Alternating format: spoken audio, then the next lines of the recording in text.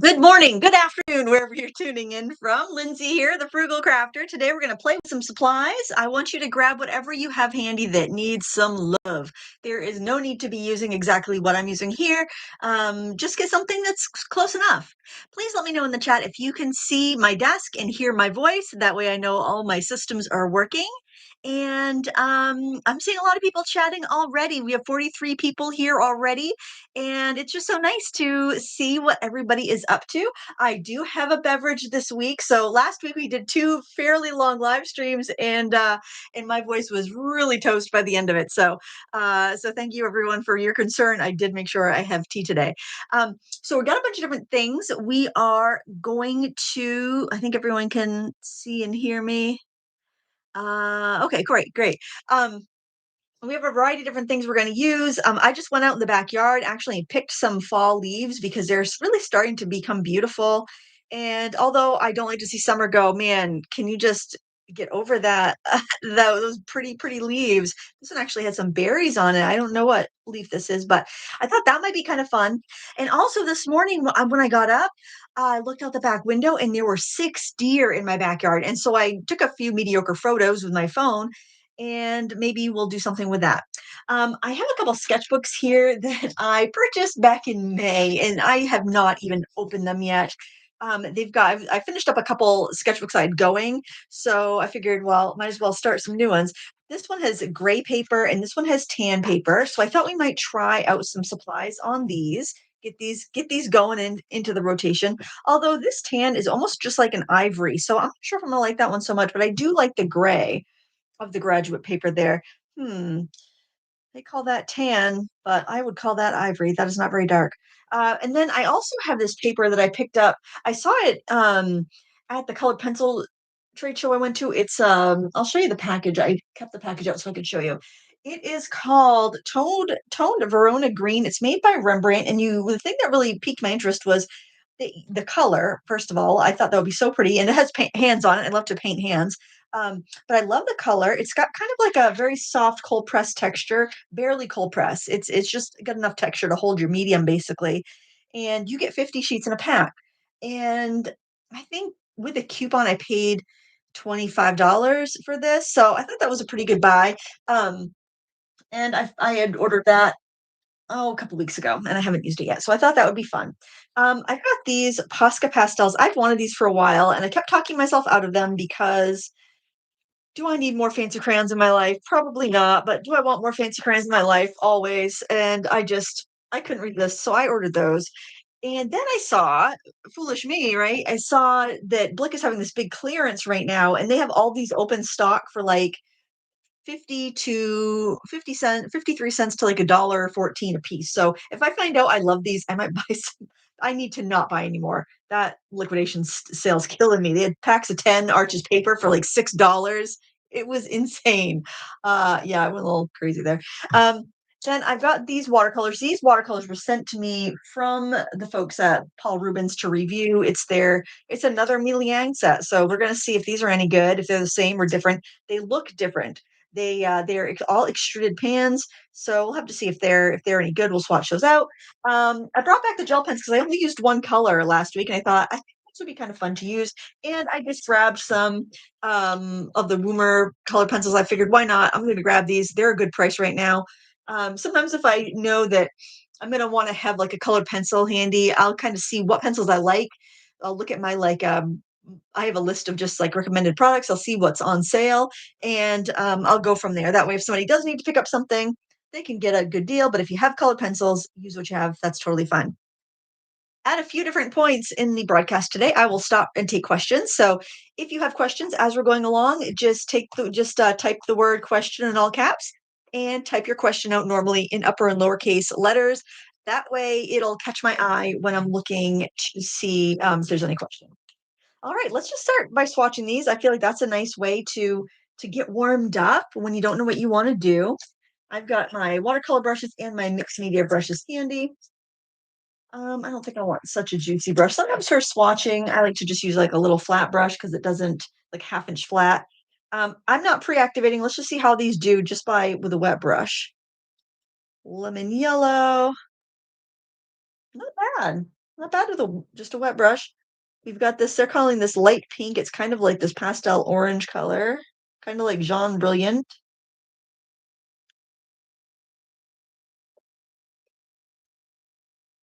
Medium yellow. There's no pigment information in this set, and I'm not sure if they're using, I don't think they're not using the same numbering system as the other Mian paints, so I don't know, how these are weird. They're just kind of in,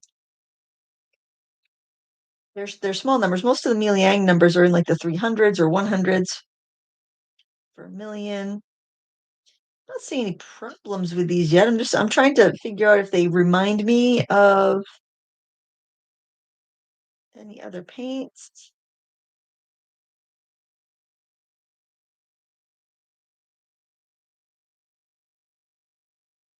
Ooh, that's a pretty one. So far, they're all looking very transparent. I'm going over all the printing on the swatch card, and the swatch card is on that glitter paper, which is like the same glitter paper we used last week, in that little, Paul Rubens journal. Oh, now, do I have this? I might have that in the wrong order because that says ultramarine, but that doesn't look very ultramarine to me. It's kind of grainy, honestly. Phthalo blue, that's nice and vibrant.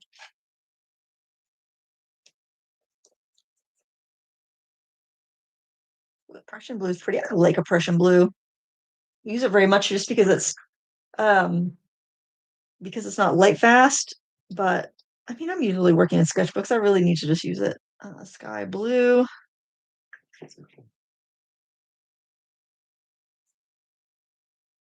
permanent green light. Ooh, that's a pretty color. Kind of like a May green. This color looks like it might be kind of sus. Emerald green. I don't like emerald green because they it usually is opaque. It usually has some filler or some white paint in it, and it's just not my cup of tea. Tree green, though, that's totally my cup of tea.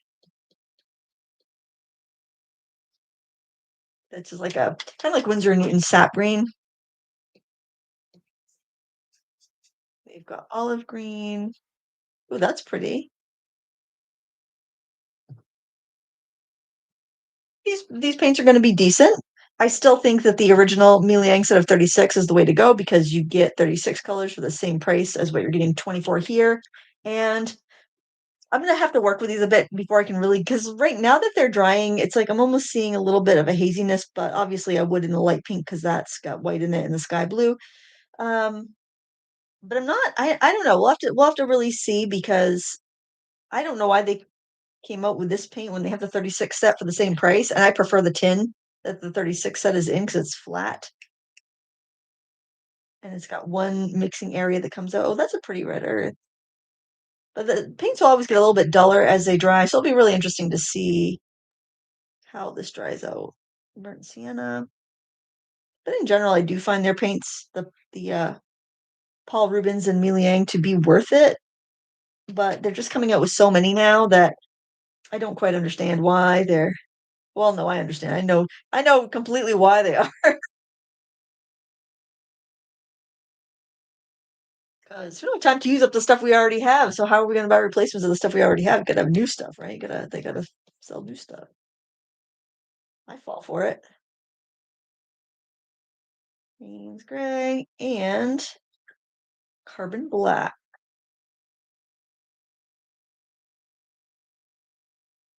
Right, it's a pretty basic set. No white, which I appreciate. It's got your basic rainbow of colors. I'll show you what the tin looks like. It's cute, but honestly, it came to me dented, and I tried to push the dents out, but I can still see them there. Not as cute as their new rainbow tin, um, but something different. It's not bad. We're gonna just set that aside while we look at some other stuff. I think I also want to get right into these Posca pastels. Let's do a little swatching of those on gray paper because honestly, that ivory, that what's passing as tan, is not sparking joy right now. So we're gonna try this here. So they're very skinny. They're about as skinny as a Prismacolor pencil, maybe even I'd say they're about as skinny as a Prismacolor pencil, maybe even a little bit skinnier. So I imagine these would snap easily. They feel quite dry, very similar to a Neocolor one. I think I paid around $30 for this set of 24. And that's all the colors in the range, but they are available open stock, which I appreciate. These kind of feel like they feel like a colored pencil. I wouldn't be surprised, but I haven't tried the Posca colored pencil. Those are also on clearance at Blick right now. I haven't tried their colored pencils, but I wouldn't be surprised if this might even be the same lead that's in their colored pencil. They're not crumbly, they're not shedding.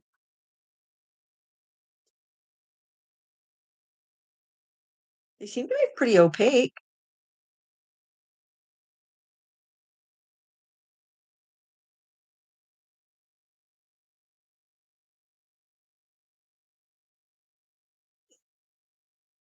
They seem to be pretty opaque and vibrant. And the tray kind of stacks like a bento box, and then there's it comes with a little band that you put around it. So very Japanese, very like innovative design and cute. I'm a sucker for cute stationery too, so I gotta rein it in though. I've been a little out of control lately.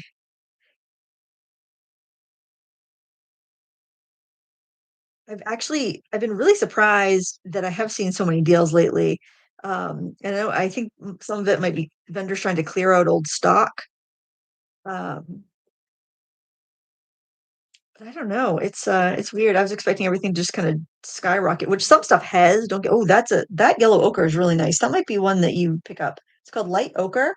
In case you were looking to maybe pick up a few open stock during the Blick liquidation. What happened was Blick Art Materials bought out McPherson's, which was the biggest distributor of art supplies in the United States. You're maybe thinking, why? How did they go out of business if they're the biggest distributor? They got taken under by Joann's. Joann's owed them so much money they couldn't. They couldn't. At least this is what I heard. They couldn't recover from that from Joann's bankruptcy because when Joann's went bankrupt, they owed so many companies money and it sunk so many companies up big and little alike. But that was the biggest sinking. Let's try now. Something else I have. I have a stack of jelly prints because like after I jelly printed all my daughter's birthday papers and I Maisie unwrapped her presents here and she left the paper and I thought, well, you know what? Um I'm gonna keep that and I will collage with it. So let's see. These are all gel pens in here too, which is kind of interesting.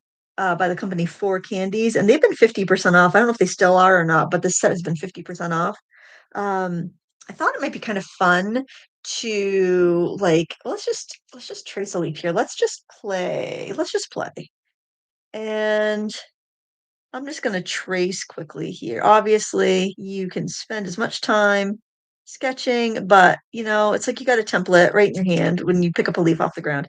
I've been picking up leaves on my walks the last couple days, but they dry out so quickly that I just went out and got some fresh leaves today. Now, this is a mixed media paper, so I should be able to use my watercolors. Oh, we got a little spider on there. I'm gonna have to you gotta go on another leaf, guy. I'll take you outside later, but you're in here with me for the next hour or so. I don't want you to get squished. That's the think of all the spiders I brought in the house just in my leaf collecting habits over the last week. Okay, you gotta go on another leaf. Let's see. How about you go right there? Come on. Oh, what a obstinate spider. Oh shoot, come on. I'm never gonna find you again if you don't get on the leaf and go back in the plate. Oh, you're gonna have to. There you go. I hope I blew him onto the plate. Well, it's a spider. I work in the basement. I'm sure I got plenty of bugs to. How does a spider that little like make a living though? Like, what kind of bugs can they eat that aren't bigger than them? I don't know.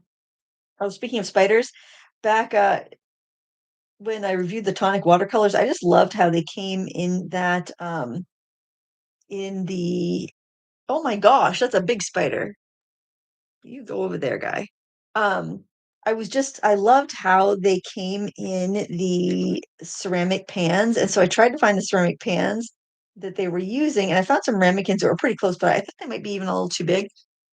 And but then I started deep diving, and I find what was called spider bowls, and they were like if you had pet spiders, they were the bowls you would feed them in, and they were little ceramic bowls, and I'm like, oh, those are like perfect. Those are the perfect size for watercolors.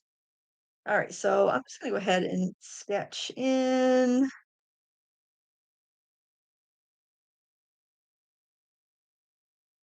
the veins here, at least a couple. I don't need to have them all, but we're just gonna play. And I know this is gel pen, so it should dissolve a bit when I go and do the any watercolor. And also watercolor is transparent, so it's not gonna be super vibrant, or it's not gonna be super vibrant on this because you're gonna have the gray showing through. So I figured that will give me a little bit of leeway as far as I'm not gonna worry about it, basically. Okay. Yeah, that's pretty good. Should we do a little collage on here before we get too carried away? This paper, this was I did some gel printing on some labels, some full sheet labels, and that has been so fun. You don't have to worry about like adhesive.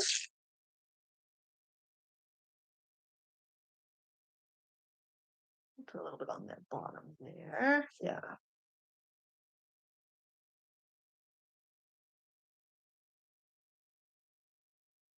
Right. Maybe I'll just stick it down and then I will trim it.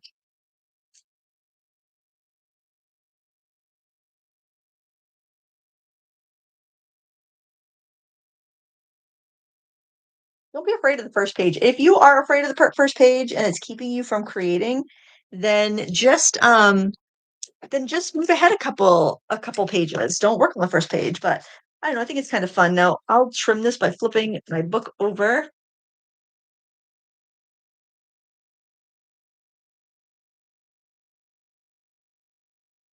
I could have just folded it over to that. Oh, this paper's nice and thick. Ooh, that's nice. That's a nice thick paper. This sketchbook was let's see how many pages there is. I think I paid around $12 for each of these. It's 64 pages, and that would probably be 32 sheets, right? And says it opens fully flat, 135 pounds, so it's almost as heavy as 140-pound watercolor paper, 220 GSM. So yeah, this is a nice thick paper. I'm quite impressed with that. Um, let's see what else might I want to use for little collage.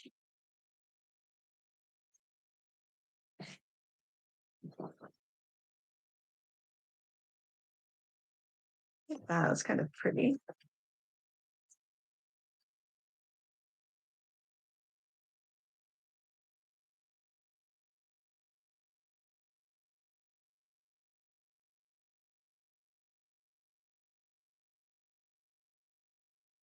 I have these. Just on regular paper. I bought big sheets of drawing paper for my jelly plate so I can make wrapping paper.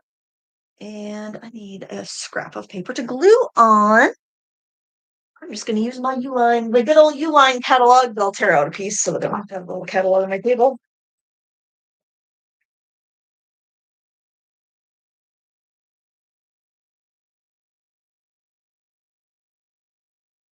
Although, probably should do some watercoloring first before I get too carried away because the these glue sticks that were sold as permanent, actually, if you soak them, the stuff comes undone. It's actually a washable glue stick, which it seems to stick fine, but I was thinking it would be like super permanent, like I could go over it with water and it wouldn't undo, kind of like the Avery permanent and the Scotch permanent glue sticks have been. Let me see. Let me put this closed while I'm working so it doesn't. And these clips right here, I did link to them because people are always asking. They're actually a chip clip, and you get 6 for like $12, so it's kind of cool. All right, we're gonna go back to the watercolors. We're gonna give this some color. We're gonna look at our leaf here. I have a hard time with everything on the in the screen. So next week I am unavailable to be live. So I have pre-recorded a what is that yellow ochre? I pre-recorded a video tutorial. You can actually see it. You can see the finished artwork on my YouTube channel. It's gonna be come out as a premiere, so you guys can still get together and chat with each other next Wednesday. I just won't be able to join you because my son has his college open house. So I want to go to that with him, and I'm looking forward to that. Three kids in college. And it's funny because he's my oldest and he's the last to go, but now he knows what he wants to do. So that's probably that's probably the way to do it if you're someone who doesn't just love school and love doing all that stuff. You want to be sure if you're going to spend the time doing it that it's what you want, not to mention the money. I'm gonna take some tree green. So what I'm noticing here, I don't know if it's the paint or the paper, but could be a combination of both. I'm noticing there's not a ton of movement here. It's doing okay. It's doing okay with the watercolors, which is nice. I'm gonna do a little bit of the medium yellow. Sometimes the more student grade paints will do better on a mixed media paper because you can put it on a little thicker. You know what else would work really well on this, I bet? The Kuretake Gansai Tambi paints because they have whatever their binder is, dextrin or whatever, they have almost a gelatinous effect, and I think that would work out really well for kind of sitting on top of the paper, not seeping in and giving you moments to blend and whatnot. Blend out some of the yeah, because it's just kind of sitting there hanging out, and I can come in with a wet brush and more color and spread those edges out. So it's not staining the paper. Again, don't know if it's the paper the or the paints or combination, but it's very easy to work with. This combination's easy to work with, but I reckon that if you had common paints, I think that would also be easy to work with.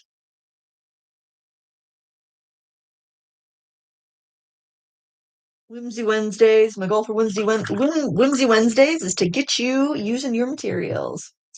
I'm gonna use a little vermilion. And it also helps me because I can get a head start on some reviews.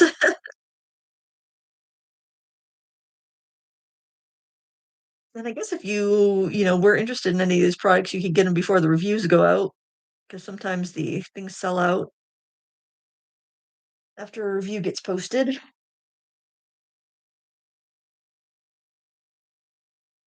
This is enjoyable though. I'm not noticing a terrible amount of buckling.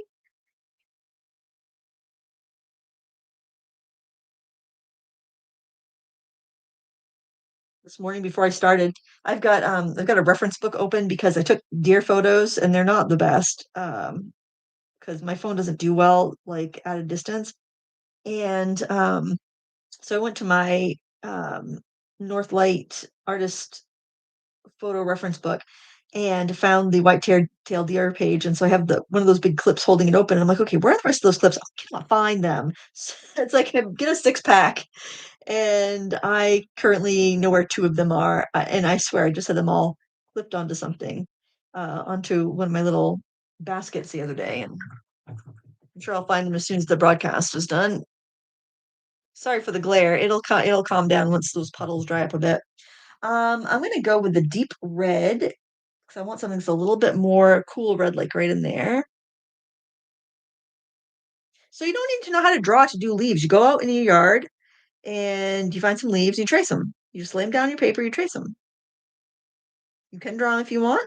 Obviously, if it's something with like a curl in the leaf, like it's dried up a bit, you could trace part of it, then you need to draw the other parts of it, but uh it'll get you started. And sometimes that's all you need. You just need something to get you into the groove of creating. You need to something to be the catalyst for that habit that you want to have. You need to make it easy. I just finished it this morning actually. The book Atomic Habits by James Clear. It is so good. I listened to the audiobook actually, and he read it himself. And I partially am thinking I want to just start listening to it all over again. It is that good. There's so much good information there that I want to make sure I don't I don't forget anything. Although a lot of it's just kind of like stuff you've heard before. I mean, there's only so many ways you can be productive, but I found it to be really, really nice. Okay, I want to do some spattering on here, obviously, because I'm not worried about hitting the paper underneath because I plan on just kind of playing on that paper.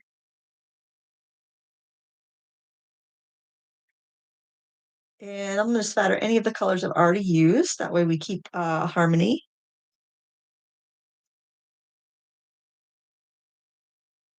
Not worrying about this over here either. The spatters can just mosey on over there as far as I'm concerned. Sometimes I'll go in and widen a spatter, like go in with a wet brush and just kind of like soften them, connect them a little bit. There's some green.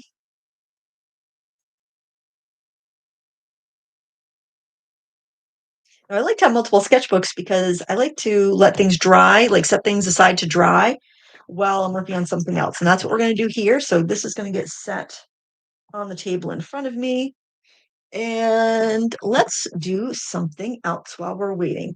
I really kind of had the feeling of drawing some deer. So I think that's what I want to do. I've got my phone here. I'm just going to um, open up my gallery here so I can see the photos I took today. And it's a warn. So three of my friends, I think, are in the chat. Shanna, Angela, and Karen. Um, just be warned, if you text me something, it might flash across the top of my screen. So you ladies behave. We're gonna start with this guy. Oh my gosh, so cute. So cute. I'll have to share these. I'll share these photos on Instagram later today when I share the artwork. And I'm just gonna go ahead and draw with a pen. Let's just be crazy. Let's be crazy. Um, all right. So I'm gonna start by sketching the head, which is it's a diamond, right? It's like a teardrop. And then we've got this shape for the neck. And then I'm looking the back is actually because I'm inside, I'm looking out the back window.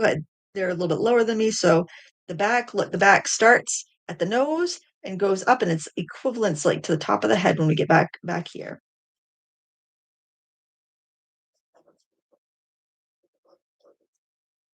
I'm not worried about these hairy lines I'm making because I know I can smush them out a little bit. These aren't super water soluble though. Something I noticed last week. They do tend to they do tend to keep their shape a bit. So let's see, the knees about here.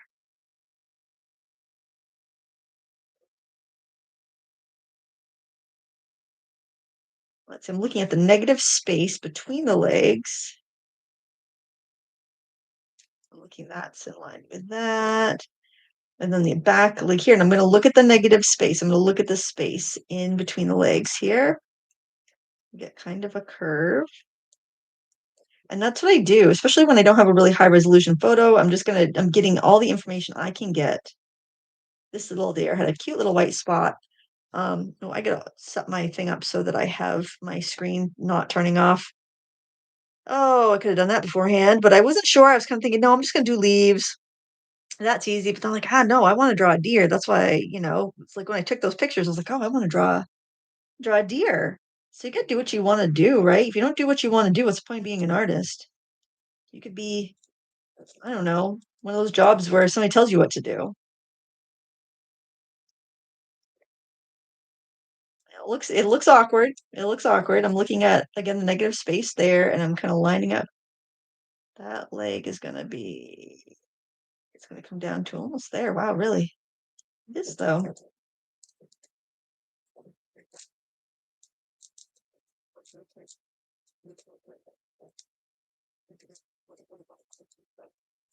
Oh, this looks really rough, but trust the lines, trust the shapes.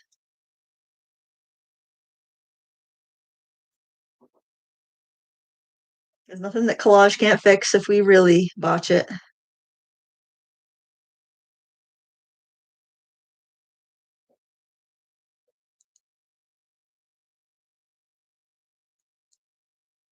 But I do like how my lines don't totally disintegrate. Okay. Okay, so we got one slightly funky looking deer here.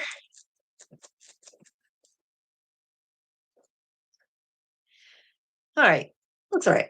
Okay, let's see. Oh my gosh, how cute.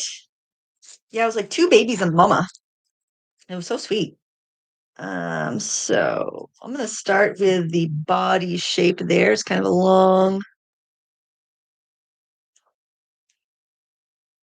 oval. Get that back leg.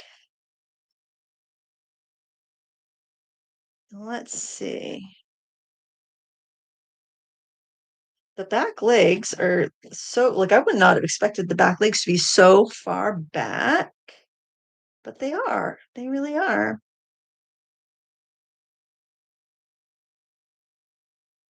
Oh, that one's got a little white spot on his leg too. I wonder if they're twins.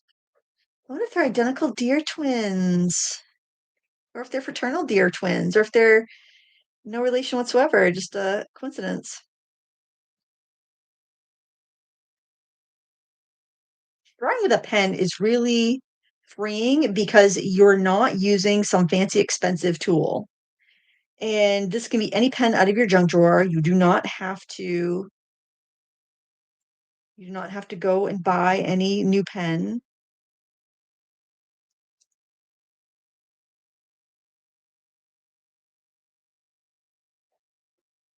We'll dip in the back there and we go up to the shoulder muscles. And a little elbow or whatever you want to call that. Is that a shoulder or an elbow? I don't know. Animal legs are weird. I'm sure they think human legs are weird. I say human like it's my animal, like it's my cat. That's what they say. They call us humans. Let's see, make sure the legs line up. I honestly think that leg needs to be a little bit lower because they're so gangly, they're so. Huh, thank you, Christy, for the super chat. My goodness gracious. You just bought my kid a textbook. Maybe not quite, but definitely a good chunk towards one. And I do appreciate that. Let's see, we're gonna get the head in there. And notice this deer's a little bit bigger and it's starting a little bit lower on the paper. This one's a little bit smaller, it's starting up higher. So with perspective, things lower on the paper are going to be closer to us, things higher up are going to be further away. So just even though they're about the same size, you're going to see a difference there. And it was funny because the six deer that we had, these deer all had very reddish brown coats. And the other group is like two groups of three. The other group of three had more like gray brown coats. And they weren't hanging out together. They were definitely like doing their own thing. So I don't know if they were friends or they're just like, hey, what's going on? Yeah, we're gonna eat this. Oh my gosh, they totally cleaned up my garden though. I took a photo. Totally, like they got everything except for the green onions and the my basil. I'm so glad because we're gonna dig up the basil. That is too big. We're gonna dig up the basil and bring it inside for the winter. I hope it does okay because I made the best pesto of my career yesterday or the day before. And the key was I put red pepper flakes in it. Oh my gosh, so good. Of course, my pesto is probably not like pesto you've had before because I use peanuts instead of pine nuts. Because it's I think it tastes just as good and it's like way less money and easier to find. I did it once when I was out of pine nuts. So I'm like, this is just as good. Anyway, let me get that joint up a little bit higher, I think. Maybe that leg needs to be a little bit longer. Um, anyway, roasted red pepper flakes. Oh, so good. And I don't want the deer to eat my basil. Now I can't see the other leg. Maybe we could just see like a little smidgen of. I'm just gonna indicate it there. So that looks all right. Do I want to do? Where's that the mama deer? Mama deer butt. Do we want to do mama deer butt there? Maybe. That's kind of an interesting pose. So I've got to look at them in perspective. So the mama deer is actually as tall as that because she's a bigger deer. Or I could move her. I'm just gonna see what other deer reference I have. Oh, those are the other deer. They're out in the road a little bit more. And they were the darker ones. I did not get great photos of them. Uh, that one's so cute. I kind of took up a lot of space with those two, so I might just have to do the one. Oh, that would have been a good one. Oh, maybe I could do that one and put that deer back here, just kind of looking. Yeah, that might be kind of cool. Kind of cluster them. All right, maybe I'll have that deer right here, although I cannot see her legs. That might be a mistake, so I'm gonna have to do some guessing there, but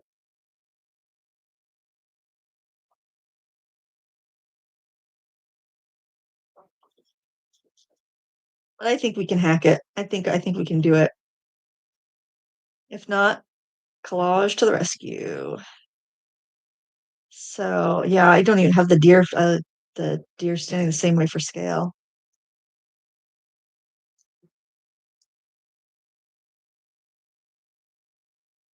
I'm just gonna sketch this guy in this gal. I think it's a female. There's been so many deer this year. I'm really surprised. I'm surprised that there haven't been a lot of deer incidents, like crashes or anything, with how many that we've had.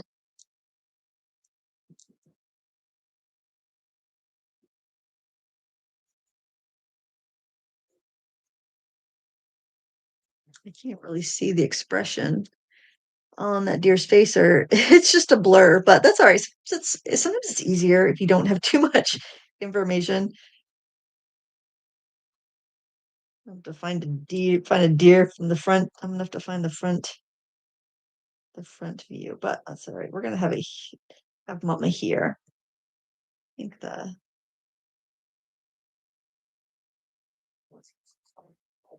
not worried about bad lines, not worried about mistake lines. Don't let it stop you. Keep on drawing. Don't let a mistake.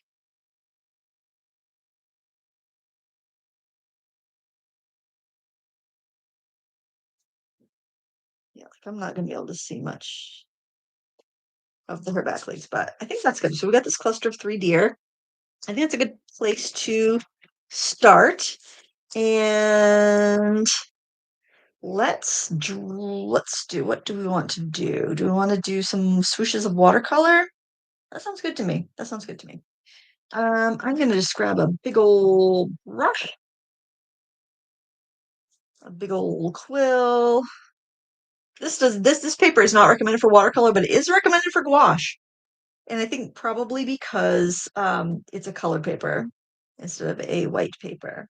So what I want to do is just kind of splash on some color, and then I'll set this aside and I'll take some questions at that point. I want to do some fall colors because we've got beautiful. It's fall time. It's fall weather. Technically, it is fall, right? It's technically fall because oh, that's sky blue though. I was thinking it was kind of chalky looking, but throw in some of the background. That's all right.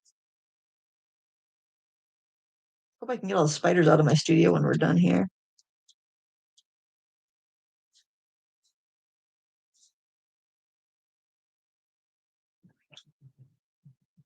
Now I'm kind of wishing there was a white in there. I might have to grab some bleed proof white, but we'll cross that bridge when we come to it. Let's do a little bit of this earth red on our little guys here. The gel pen is kind of resisting. That's interesting. It's like it kind of wants to dissolve and it kind of just wants to resist. Oh, that's kind of neat though. Give it a little bit of a grounding.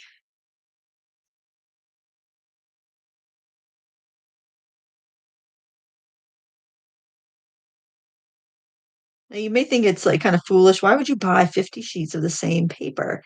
For me, and I'm sure it has something to do with like scarcity mindset, but for me, I like knowing that I have a bunch of backups that if I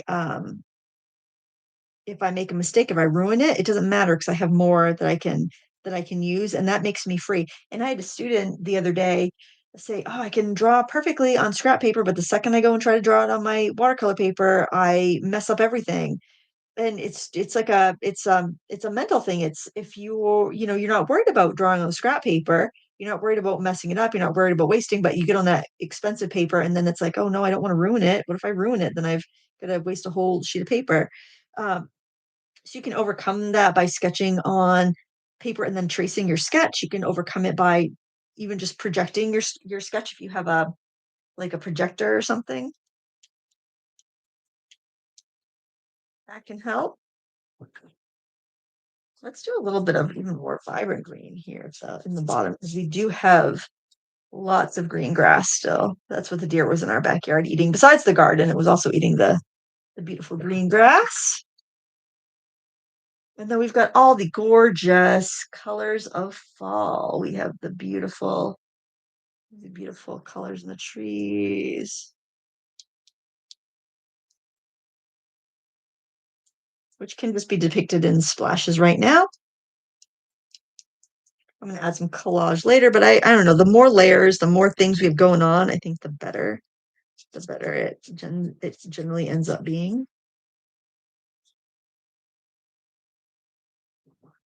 No, we get that pretty background color of this paper.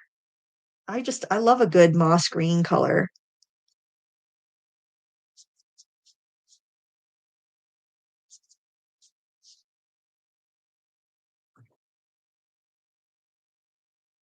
And nothing I'm doing here is fancy or difficult.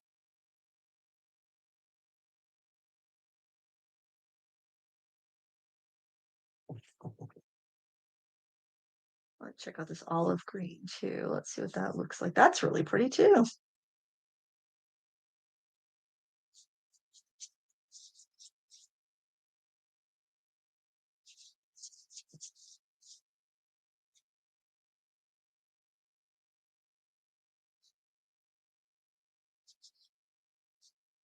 Get some of that in the background as well.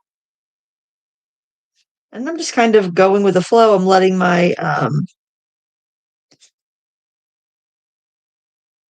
just kind of letting my aesthetics be my guide.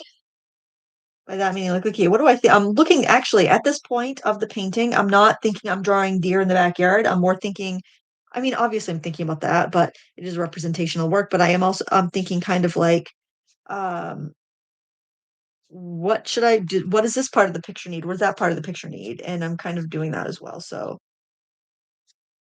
it's I'm kind of looking at it as a bit of an abstract. Like I actually feel like I need a little bit of shade under the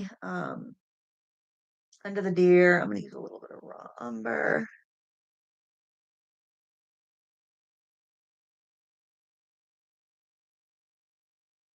They call this raw umber. I would call it more of a burnt umber personally, but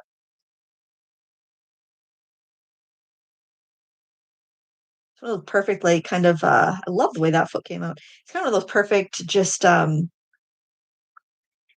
rainy kind of fall day today. That's really nice. All right, so we're gonna set this aside to dry a bit. I'm gonna take your questions. Actually, I'll just leave it there to dry because better than looking at my I don't know, what do you guys want to look at? We could bring back that's fine. You can look at that. I'm gonna look at the questions. So type the word question in all caps and then I'll see it and I'll answer it.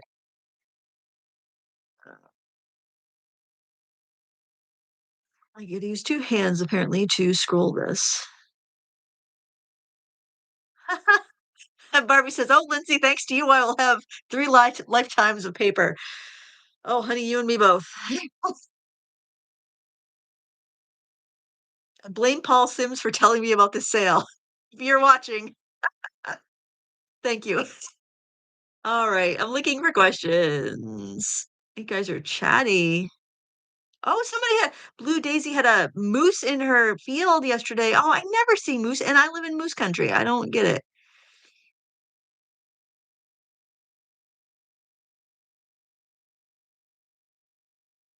Oh, thank you, Wandering Star, for a $5 super chat.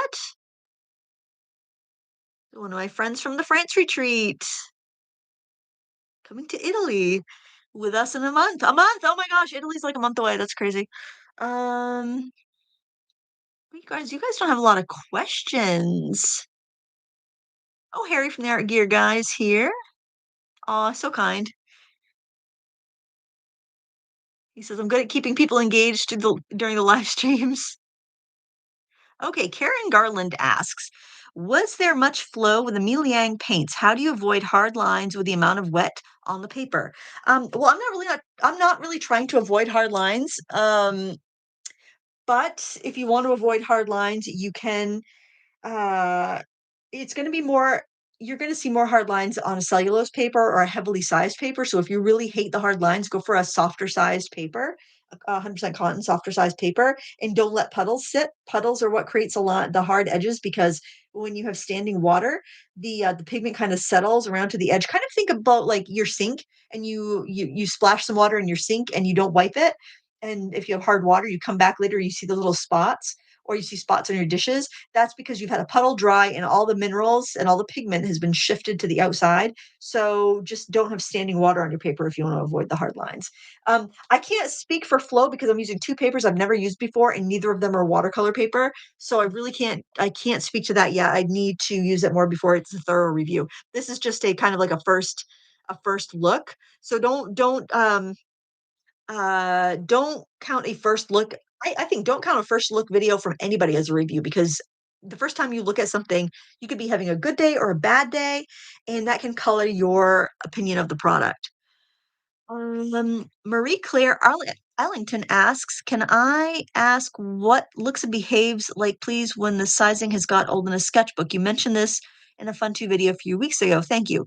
I don't have any bad sketchbooks in here currently. I'm looking around, but I don't see any. Basically, you get like a kind of speckled look, but you'll know it when you paint on the paper because your paint won't flow. It'll just immediately absorb into your paper like you're painting on a paper towel. But you'll probably see kind of some speckling or some spots in your washes. Sometimes the edge of your paper will like grab the paint differently. Usually sizing will start to go bad at the edges first. So that's what it is. It's like an uneven absorption of water, but you'll know it. You'll know it when you paint on it because it's not going to behave like watercolor paper. Empty Nest Scrapper asks, I feel like there are so many new student grade paints. Any possibility you will do an updated comparison video? Um, Maybe I do have my all my student grade watercolor paints ranked video from about 2 or 3 years ago. I'm trying to think. There have been some new student grade paints out since then, but a lot of them are not really new. They're just repackaging of like Superior or Mieliang paints or Phoenix paints. So it holds up pretty well. And then if there's a new paint you're wondering about, I would just look at that specific review because if I've done it, I will tell you what paint it is the same as. Because there's very little new that's coming out. When something new does come out, it's very exciting because there's so little that's actually new. I'm talking about, like, the Derwent e expansion of the drawing pencils. I mean, that's the same it's the same formula, but more colors, but that still felt very new. Virginia Bush asks if I pressed my leaves. Nope, this is just straight off the tree, straight off the ground. But they will curl probably in about 12 hours if I don't do anything. I'll put them right back outside so they can mulch down when I'm done with them. Back to the earth. Oh, you guys have been so chatty. And if you're watching the replay, I should have said this before, you can skip past this if you're not interested. Annie Ooms asked, on a hot day, I try to protect my watercolor palette from the sun, but should I be concerned about the heat on a hot day? Um, Not really. I mean, it'll make your paint dry faster, but if you have a plastic palette, UV light can yellow it. I did a video on retro brighting a yellowed palette before. If you want to find that, I think I posted it last summer, but just search retro bright, RETROBRITE on my channel. It's basically use peroxide and water and sunlight to make your plastic get white again. The thinner, more brittle plastics UV will just kind of degrade them faster. So you just want to really make sure you don't leave those stored in your room like in direct sunlight. Your lids will start to get yellow when the bottom of your palette is still fine. It's the UV that does that. So I keep my big plastic palettes underneath my desk. It's on a cart under my desk, so it doesn't even see my studio lights, and I don't have windows in here, so I don't have to worry about that. Of course, when all the kids are through college and the risk of them returning home is lessened, I will be moving upstairs, and then I'll have to be careful where I keep my plastic palettes. Diane Miller asks, "Who's having the liquidation sale?" Blick bought McPherson's, and they're liquidating all of the products from McPherson's, especially the large sheets of paper and mat board and stuff. There wasn't a ton of mat board, but there was a lot of watercolor paper. A lot has been sold out, but I did put a link in the video description. They're also liquidating products that they don't sell that were at from McPherson's, so you can find some deals on some pretty unique things. Oh, the Stabilo Woodies, those crayons that I reviewed a long time ago that were outrageously expensive now. Then I think I paid $38 for a pack of 18. Now they're like $72 for a pack of 18. Blick has them for $24 for the pack of 18. I know there are a lot of big mixed media fans that use those, so grab them now. You'll never see that price again. That was a good one. Um, and they're a great product. I just think they're overpriced. All right. If I missed your question, I'm gonna check out the ones that just popped in. But if I missed your question, don't be shy about reposting it. I'm not omitting any intentionally. I'm just a human, and um I only catch some of the things. I try to catch them all, but to err is human, to forgive is divine. Be divine, won't you, friends? All right. So let's go back to our. That's actually drawing pretty quickly, probably because it doesn't have as much sizing, but I'm liking the effect of it. We're going to do some collage on that, but I'm just going to set it aside for now. So let's go back to our leaf. Our leaf is still wet. Maybe let's go try that Audrey sketch that I was poo-pooing. Let's see what we can do. That'll probably be pretty nice with watercolor. Maybe we'll do a little resist. Let's do another leaf. I love sketchbooks. I love trying. When I saw these, good place for my name and phone number. Hmm. I don't typically lose sketchbooks, so that's good. Do I want to work on this now? This first page, no, it doesn't. I was thinking it has a little ripple, but it doesn't. That's the light casting a shadow from my cord that's going there. But I'm gonna be brave and do this front page, and I'm gonna do this one right here with the berries on it. I don't know what this is, but and it's got a spider on it. Good Lord, spiders! I am so sorry to take you out of your natural habitat, but I'm afraid you're gonna, like, climb on me, and then I'm gonna be freaked out, and I'm gonna scream on camera, and then nobody's gonna like that. I think that's pretty like, no, come on. Alright, so we're gonna try to keep the bugs on our sketchbook, but I'm gonna sketch this and not trace it because it's kind of, the shape of it, I don't think it would be a good one for tracing. Let me steal this little clip. These clips are so good. I'm so afraid they're gonna realize that artists are using them, and then they're gonna charge. Okay, you're gonna get there. That little bug is back with the leaves now. I'm afraid they're gonna be like, "Oh, artists are using this? Well, we need to charge 3 times the price because do you know how much the big clips sold for artists are? They're like $12 a piece, and they're plastic." I'm like, "No, thank you. No, thank you, sir. I don't know why you think artists are made of money because 'cause they're not. We want artist grade clips at chip clip prices." Oh my goodness. So I guess I'm gonna start sketching this light ochre because this was a really pretty color. Like I said, these were open stock on that Blick sale if you were interested. Nice and smooth feeling. They feel a lot like like those crayons, the new ones by Karen Dosh that were the light fast ones. Now these I don't know. I wouldn't expect these to be light fast because there's no pigment information. And I really don't know how Posca's rate on light fast with their different products because I would use it more in a mixed media fashion. I'm just gonna flare that a little bit more. There we go. But I like their products. I like their products a lot. I haven't tried their pencils, but I do wonder if this might be the same lead. I wish I grabbed an open stock pencil while I was at it, but I'm not placing another order. Oh my word. Not only am I making questionable choices, I'm dragging my friends down with me. Because McPherson's owned Frederick's Canvas, and they had a lot of Frederick stuff on clearance too. And so I sent a message to my friend Lisa. You probably know her from Lockery Fine Art. And she's like, "Thanks a lot, Lindsay. I just bought all this." I'm throwing her under the bus. I'm throwing myself under the bus too, but yeah, it's It's fun to make bad choices with friends, isn't it? These leaves, you know what? These leaves are kind of like heart shaped. Does anybody know what this is? What plant this is? What tree this is? It's a tree. They've got these really pretty little heart shaped leaves.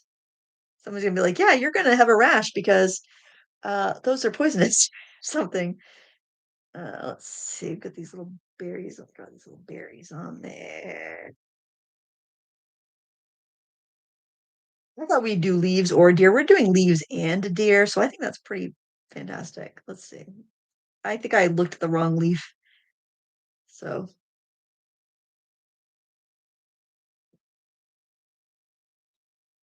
I wonder if these erase. Let's try. I got an eraser right here. It's just a plastic eraser. A little bit. Probably about the same as a colored pencil. Um, brush off the crumbs. These aren't very smudgy.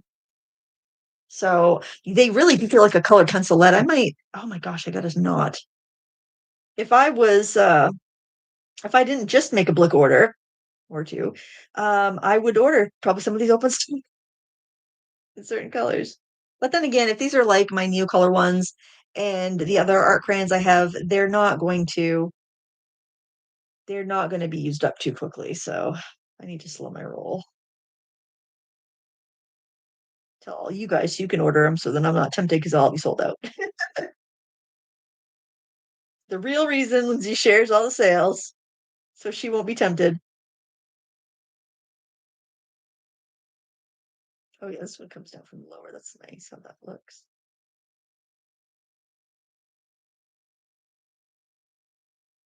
These might be nice if you want to do a large background because you could break a piece off. And also because these are pretty long, I'll show you I'm going to compare it with a fairly full-length pencil here. That's how it is long compared to a pencil. So you could easily break these in half and make yourself like a little travel set.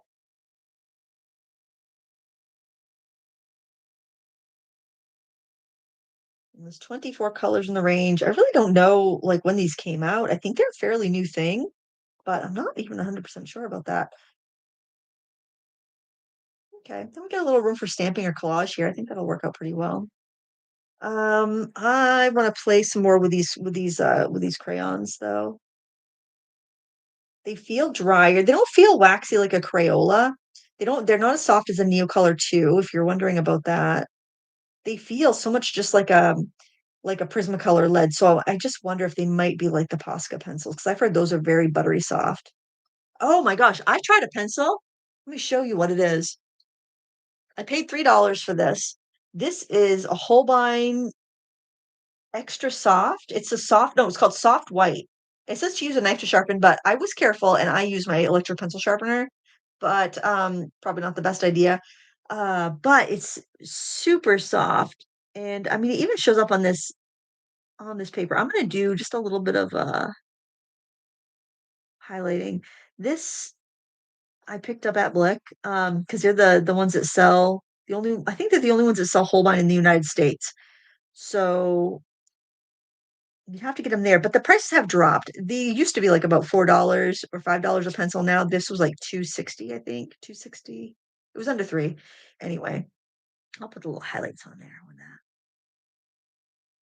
But anyway, I got this because I was just curious how this would stack up to the Derwent Chinese white. I would say opaque wise, this is as opaque as the Derwent Chinese white, but this is just more sticky feeling, and the Derwent Chinese white is more dry feeling. And like Prismacolor would be just a little bit less opaque, and that's more glidey or smooth feeling. So just to kind of give you the heads up on how those feel, but I think I'm gonna like that a lot. And um, if I use it up, I'll probably reorder it. I have a bad habit of like when I find something that I like, I want to buy several of them because I'm worried about running out. Well, it's just what I was telling you before, really. Mm, I kind of like that. I kind of feel like I want to do some of that. Maybe I'll do it with a pen. That asemic, what's it called? Ascetic or asemic writing, where you just kind of make marks that kind of look like, when a kid tries to write cursive, it's kind of what it looks like. Of course, I could just write regular cursive and it'll look like that because my handwriting is atrocious. But um, I think that would be cool. That would be cool there, or either that or doing like a stamp.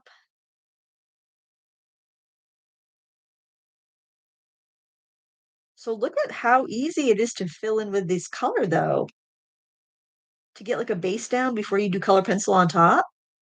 We're gonna have to try that. Now let's see how this goes over the soft white from Holbein. This does stick on top of the Holbein soft white. I didn't know if that would be so slick it would create a resist or what, but um, I'm not crazy about the shape of this leaf. I've got it. I've got it a little weird, but oh well.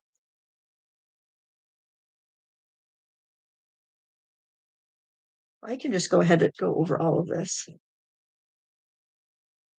I probably should break a piece off and just use a side, but they're brand new, man. I hate to do that to something that's brand new.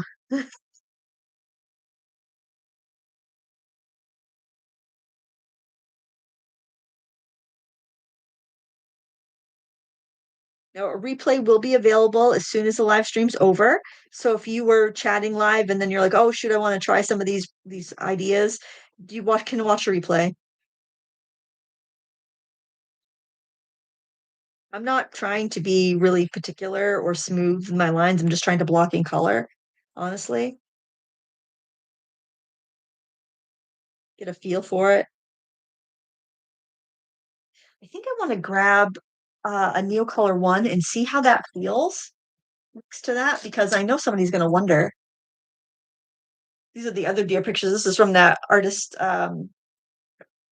reference book. I love this series. They're out of print, but you can find them used pretty cheap on Amazon. Just click other sellers whenever you go to look. Oh God, I've got these in my trays, but I've got so much stuff in front of them. Oh, I also have my I also have my art sticks, but those are discontinued, so I don't know how useful that would be. Oh, what did I do there? There they are. All right, so let's try Neocolor. Neocolor one. Gosh, they feel very similar. Let's try a Neo Art. Okay, the Neo Arts feel softer. Might just be the color as well. Let me try a yellow ochre Neo Color one.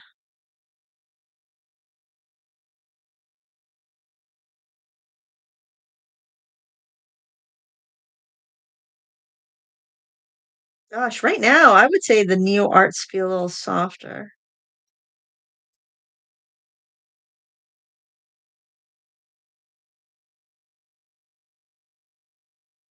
You know, these feel a little bit more like an art stick, I think. Let's grab an art stick and try. Art sticks with the discontinued Prismacolor.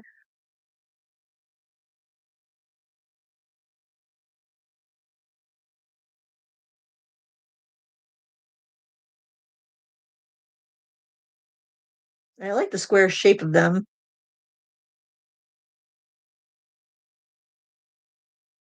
Hmm.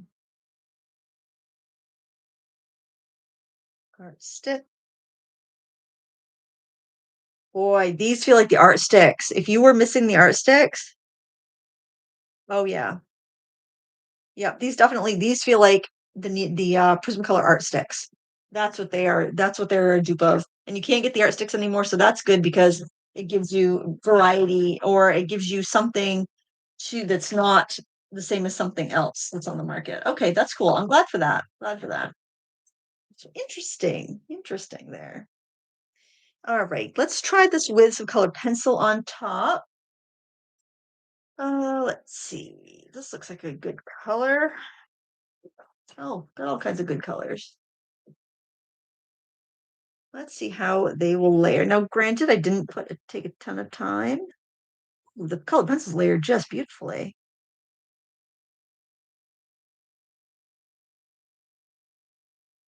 So if you're at home and you're like, Lindsay, I don't have those same things, what should I do? Well, I just listed three different things that those crayons were similar to. And of course, you could use a colored pencil, just kind of like color it on its side like that to block in your main color.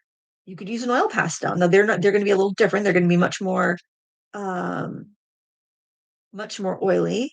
You know, they're going to fill the tooth of your paper a little bit more, but if you're wondering how they work, the best way to figure it out is just to play with it and try. I'm giving the edges a little bit of flair here. Oh, this feels nice to use this the um over the Posca pastels. Probably won't buy any more open stock just because where they're so similar to the art sticks I have, I'm glad to know that they are the same, but I don't think that I need any more of that type of product based on what I already have in my stash and how often I use them. Maybe a green. Oh, when we're set of 72 does have a really nice range.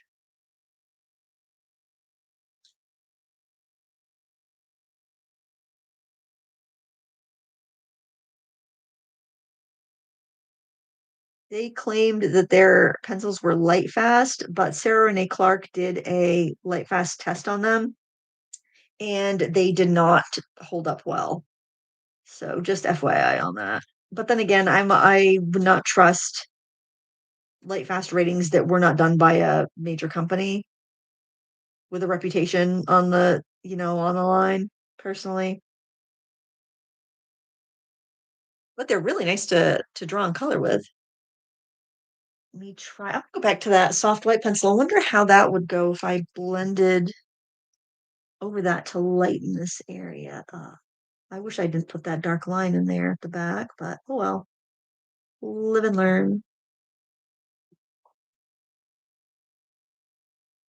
Oh yeah, that blends in and lightens that up nicely.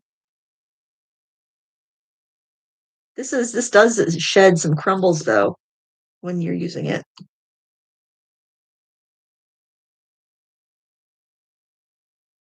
Get these berries a little bit rounder, with a little stem on them.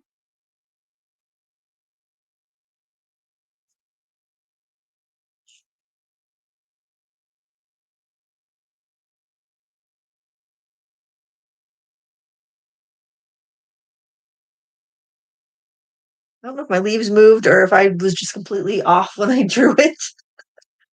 Could be both.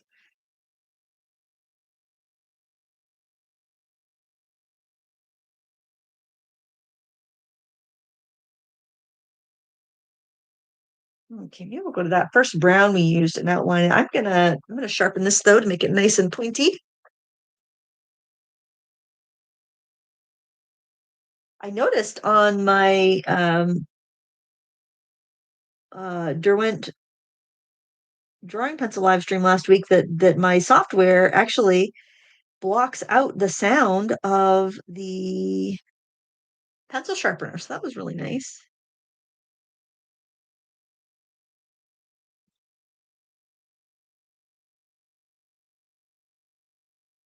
I'm liking this paper because I'm able to layer up and I'm not really taking a lot of care with that.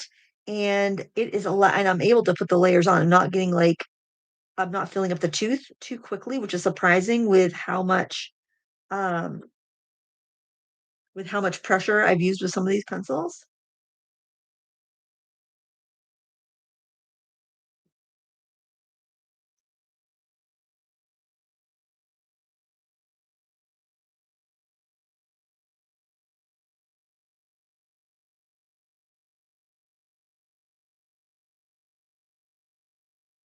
I'll have to check the chat and see if I can figure out what kind of plant this is with the berries.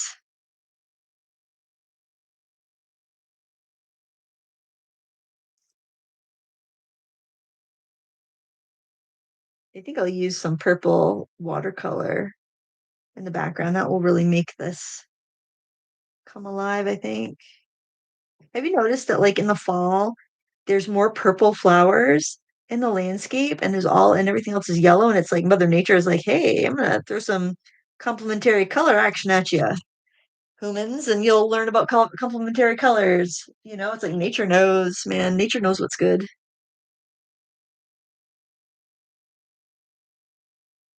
I just like to give the appearance of detail, not actual detail. Just a little mark to show that there is a bottom to the stem. I like this pencil. I don't think I'm gonna like using a knife to sharpen it. So I'll probably keep using it in the sharpener until I clog the sharpener and have to take it apart. But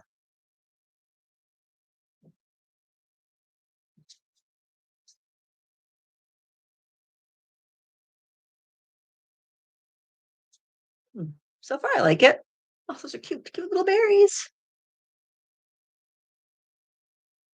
These pencils are very soft. These Woomer pencils, very soft, very smooth. If you have arthritis, I think they would be very easy to color with. If you have any other sort of like strength issues that make other colored pencils a pain to use, I think they might be a good option. Obviously, if you have Prismacolor, you'd already have a soft pencil, you'd be all set. Or if you had ChromaFlow or Color Soft or the Derwent Drawing, Derwent Drawing have a little bit more drag to them. But if you were looking for something like that, I should say. Oh, there's like this little stem that comes out of the front of it too. Oh my gosh, this one you can see this like little like ruffle in the back of the stem. It's really cute.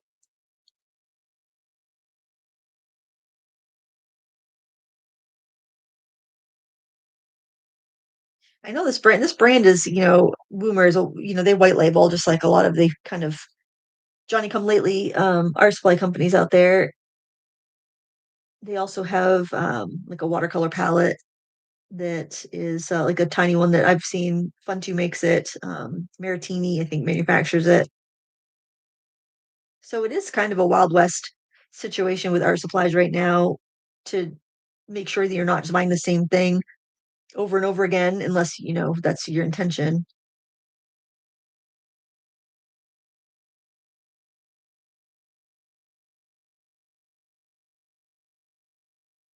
And it can be hard unless you're using the supplies frequently to remember how the different ones felt or behaved. I want a little bit of pink in there.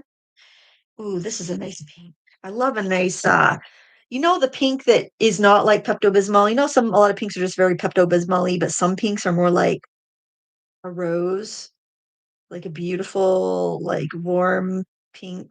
I love those pinks. They're like a blush pink, but with a little bit more saturation. Yeah, baby, look at that. That's pretty. Mm.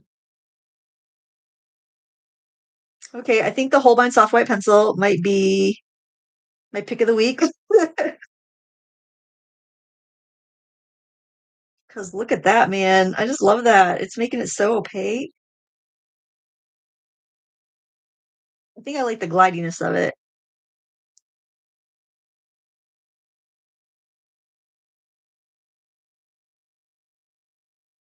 Not only am I a sketchbook floozy, I'm an art supply floozy too. Look at those little berries. My gosh, they're cute. I dig that.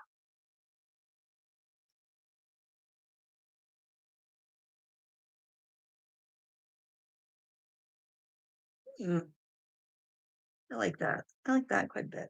I'm kind of getting bored of kind of being worried I'm boring you too, with the pencils. So why don't we switch to another medium? I kind of feel like I should have a timer, and when the timer dings, I have to grab something else. That would be kind of fun, don't you think?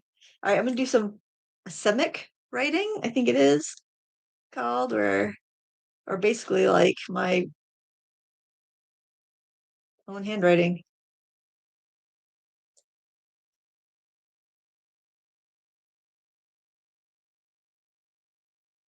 Child playing office here.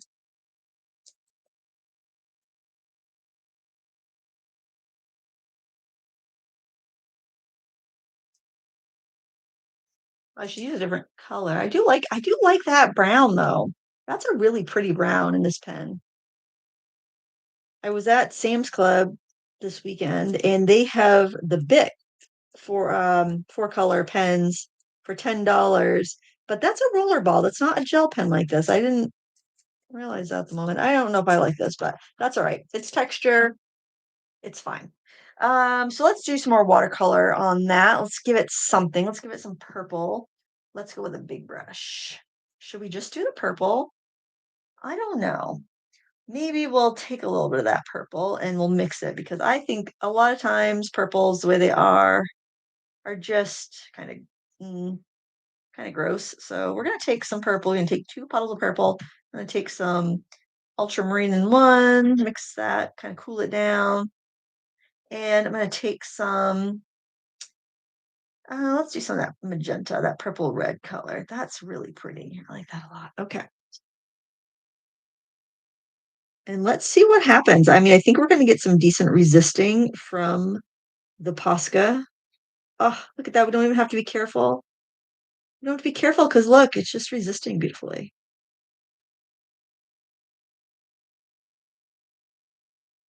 Oh, I wonder if salt works on this paper. I think we need to check that, don't you? You need to see if salt works.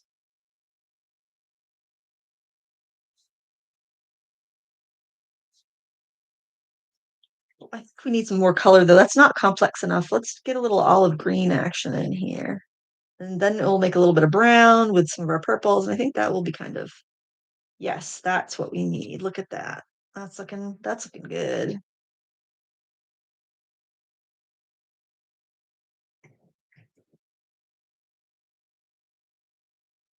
I'm just taking my brush, wipe off the paint if it got a little beady or stuck where I don't want it.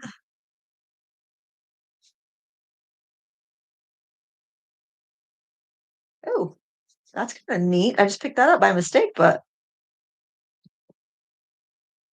I'm gonna kill the chroma a little bit on that, but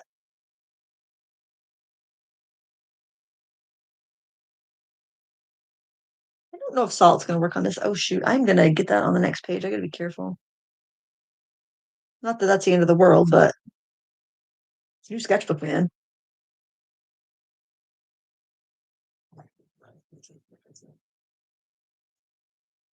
You can see where I didn't really fill in the two of the paper very well because I've got the watercolor seeping in, but I kind of like that actually.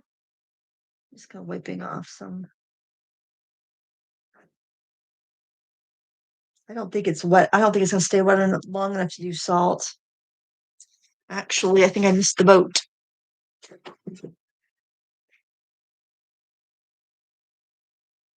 But that's all right. Yeah, look how quickly it's drying. But boy, I'm seeing a little granulation in there. That's really interesting. I wouldn't think that the colors I used there would have granulation. So what I'm doing here is just soaking up some of the puddles so they don't drip onto the next page. That's the only reason.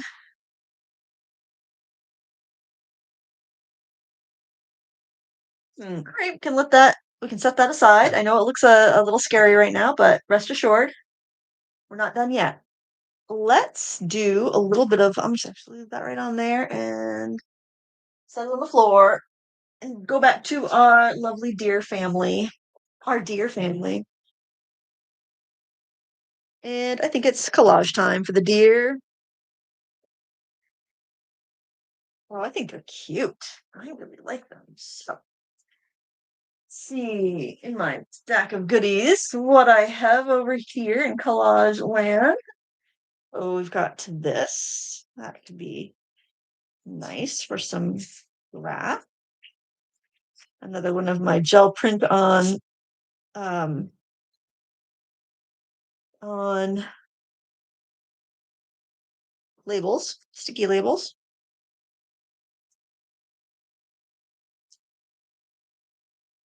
I was one of those things where like, oh, I want to use these up. I'm sick of these. I want to use them up. So I used them up making gel prints. And it's like, oh, now I need to buy more because I really like doing that. Do you ever do that? Like, you're like, I need to use this thing up. I'm so sick of this. And then you use it up and you're like, oh, that was actually really cool. I think I want some more of that. These were scraps left over from covering some sketchbooks that I made.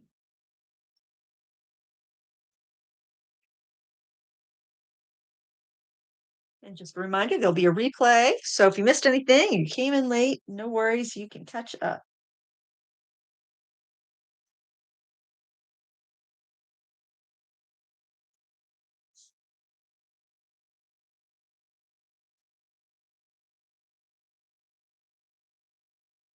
Oops. How did I manage to do that? I tore that. Oh, it was the break on the back of the back of the feet, and it came through.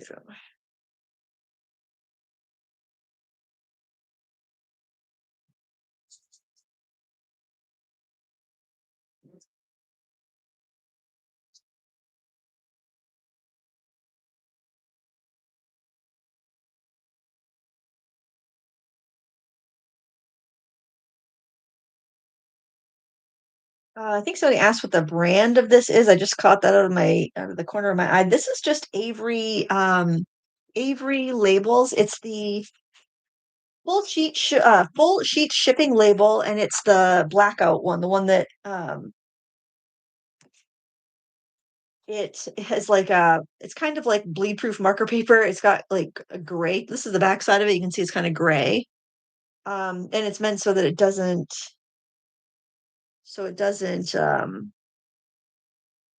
show through. Like if you're putting a shipping label over a box that's got printing on it and stuff, it will not show through. Sorry, thinking and tearing and talking. Let's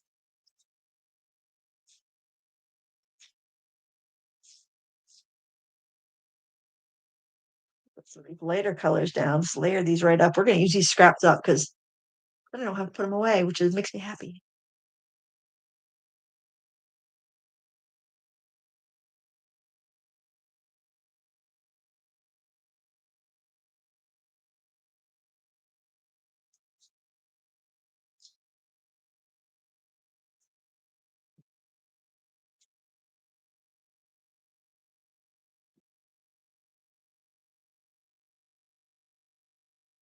I'm not sure if I like my collage storage system. So what I do is I store my collage stuff by color family, which it kind of helps if I'm going to do a painting and I need to make a background and I know I want like teals and, you know, yellows or whatever. I can just take those two folders and open them up. But then I don't get the happy accidents of seeing different colors together next to each other, like I do when I had like that pile of wrapping paper after Maisie opened her presents.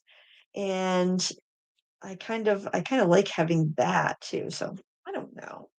I don't know, but I have too many. I have too much to put it all together. And this is just from one gel cream session. I'll do a video on it eventually. I think this would be really cool for some trees. Oh, especially this here where I had too much paint on my plate and I've got the really big lobby textures. So maybe.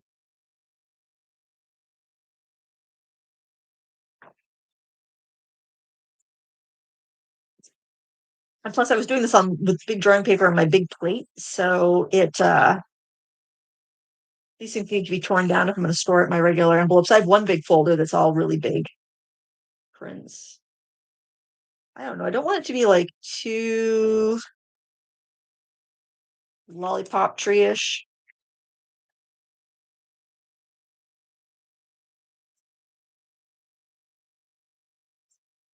I don't even know if I'll end up using those. Probably not. That might be a bit too much. Maybe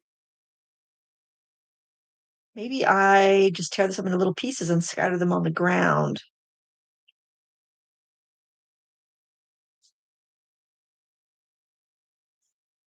Oh, I think that might work. That might be kind of cute. Like a pile of leaves. I don't know. That's a bit much.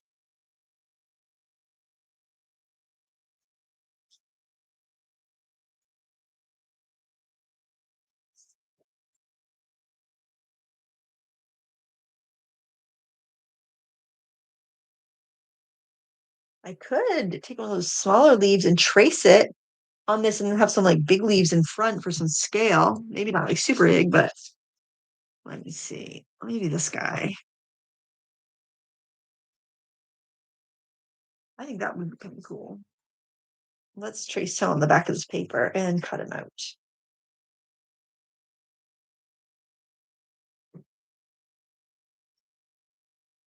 It's your day gel pen. You're getting all of the your star of the show today.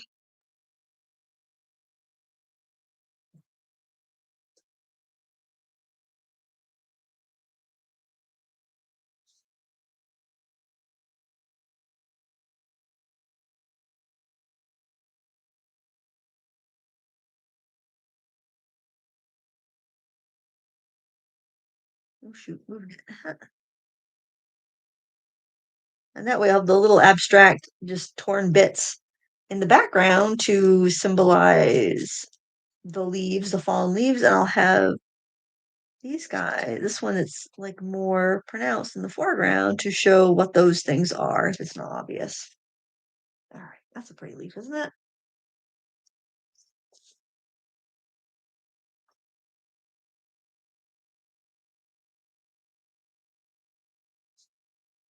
And then by tracing on the paper, you don't have to worry about your lines showing or being really perfect when you cut it out because you won't see the lines. I'll take some questions after the collage portion, I think, here.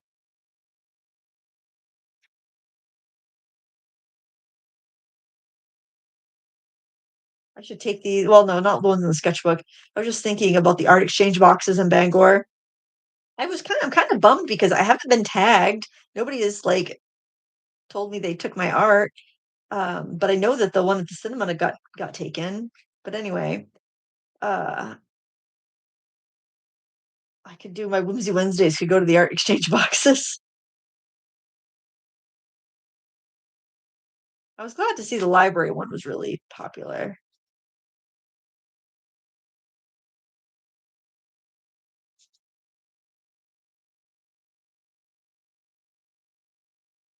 I just spied a question asking if something was water soluble, probably meaning the pencils or the crayons. They are not water soluble. I next week's tutorial, because I've already pre-recorded it, because it'll be a premiere because I'm not available to do a live next Wednesday. I use the Montmartre water soluble oil pastels that we used last week in that to do a Monet. I can actually show you really quick to do this right here. So that's going to be next week's project. And it'll be live premiered so you guys can chat with each other in the live chat. But I won't be there because I'm going to my son's college open house.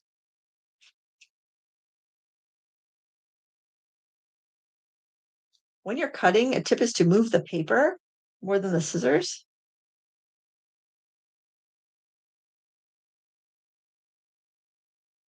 Not that I'm an expert cutter because I am not, but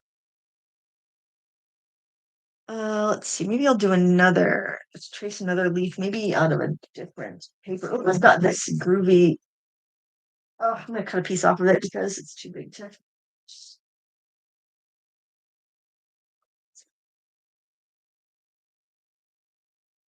I've got to do the video on this too because I did a video of making the papers, and it was all like cinematic and everything. I set up my camera, then I left the room, then I turned the lights on, and yeah, I don't know. I haven't even looked back at the footage, so it might be a hot mess. But in my attempt to be better at YouTube,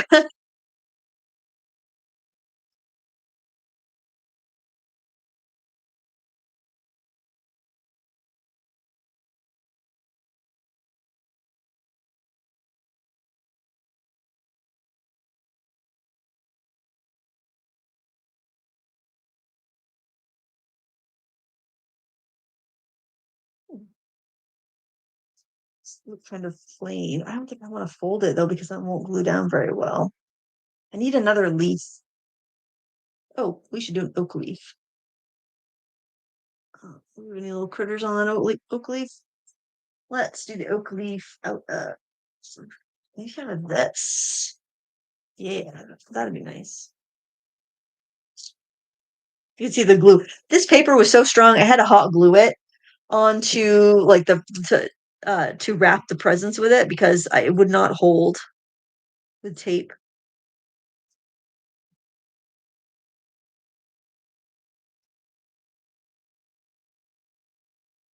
I took Lila her presents and she kept all of her paper. She does junk journaling and scrapbooking and stuff like that. So I was going to use it.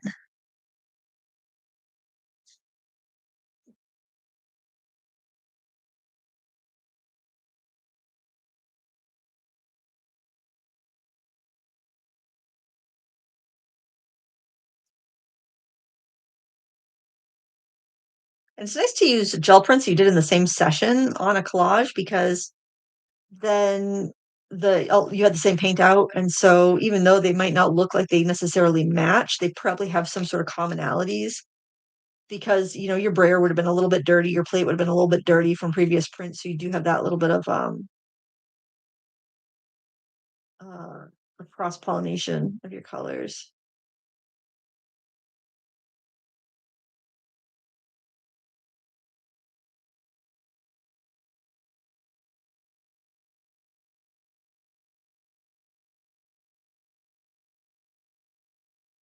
Yeah, that was those water soluble oil pastels.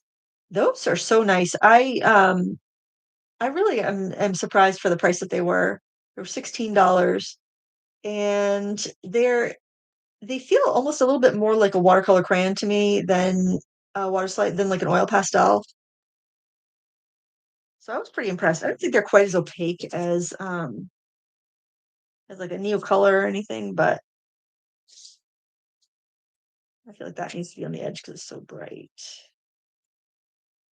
Maybe like that. All right, let's just glue her down because you don't need to be fussing. I'm just going to my glue on here. I think I can do it carefully enough.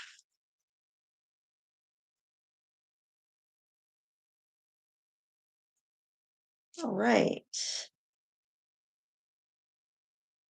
I'm generous with the glue stick too because I don't want it to come undone needlessly.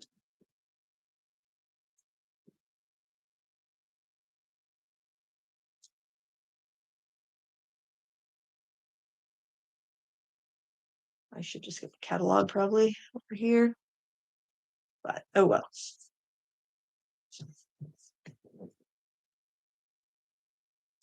Maybe I will for that one because that is such a weird shape.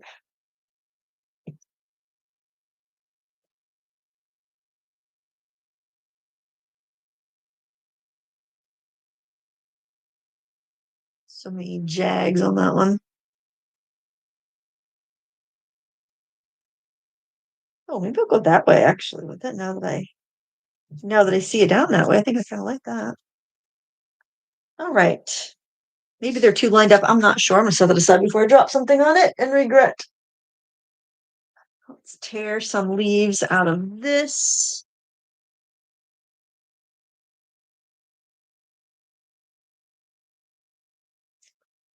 Leaves being just little bits of paper, to be honest. You can even have them falling. I was walking in the woods the other day and the leaves were just falling and it was so magical and pretty. And the light was hitting them and it was like, oh, I love that. Quintessential fall. Like literally, because the leaves are falling. That's how it got its name, I think. Pretty sure. Not certain at all, but sounds right.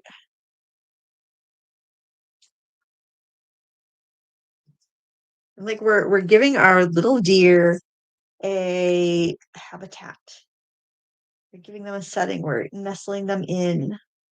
And the green of our paper works really well for that because we have it's got that, we don't have to worry about bright white areas that are just being, kind of obnoxious and pulling our attention away from the scene that we want to be kind of engulfed in.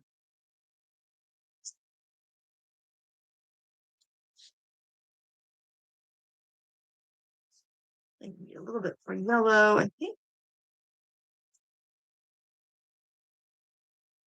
Some yellow falling leaves. Now for these, I think I'll probably just do a little dabs of wet glue.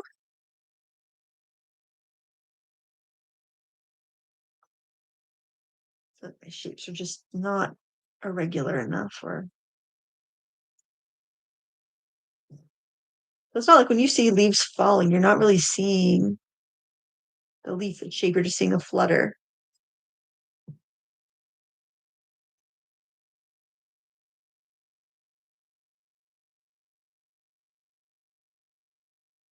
Impression of deer on my lawn. I'm gonna call that impression of deer.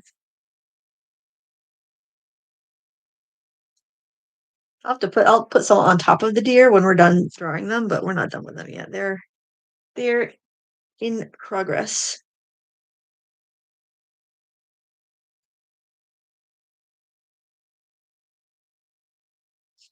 You can even do some little tufts of grass, maybe. Do I need green? I do have some green. It might be a little bright though. Got this little guy here. That's looking real bright, but maybe.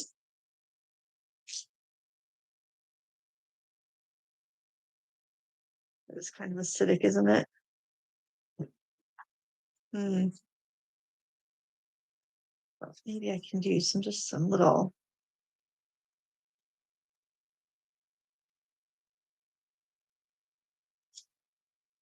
Little tufts. Maybe not. Maybe I won't glue them on if I don't like it. That's how we roll here. Turn the paper, not your wrist.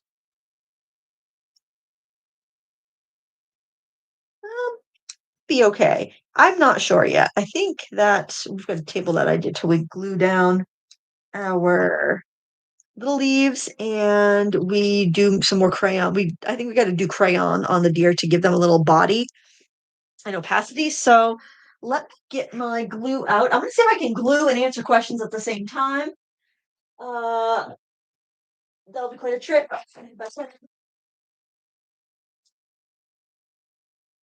Glue in here. I don't know.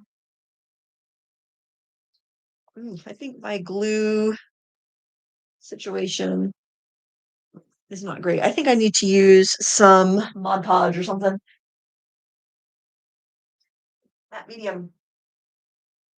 That medium to the rescue. Where's my catalog? We'll use that for our glue palette.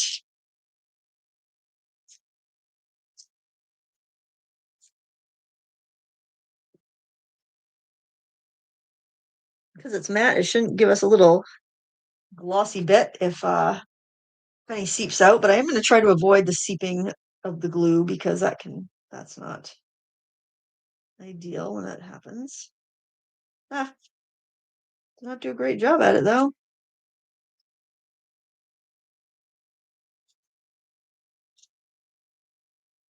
All right, so I'm going to try to glue and look for questions. So make sure you use the word question with all caps. I'm going to see if I can just kind of advance the page up. Get a question, I can talk about it because I get a little verbose.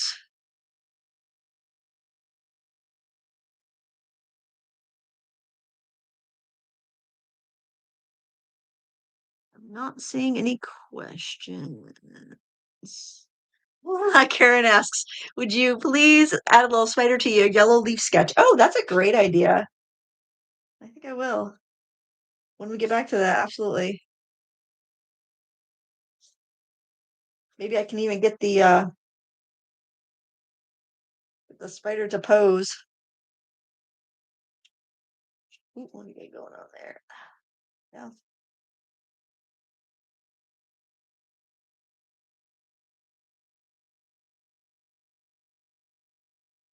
Oh, I have a tool for this. Look, this is exactly meant for like picking up stuff. I got this at the stamp show this year, and I don't think I've used it a single time. Look at that. Oh. Uh, I don't know how well it's going to use it. This, you know what? Maybe this isn't the best idea. I'm getting blue wax on my stuff.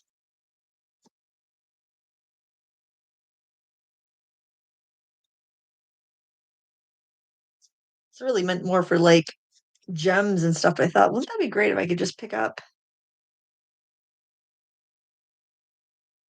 But then I'm getting more glue on myself than I was before.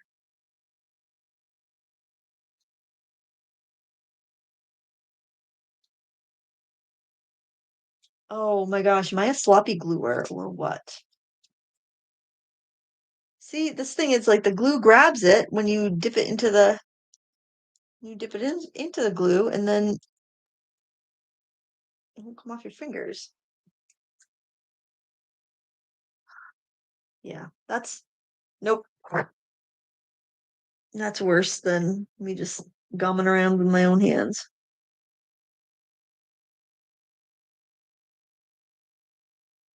Of course, I'm not taking my time with this. I'm being very hasty.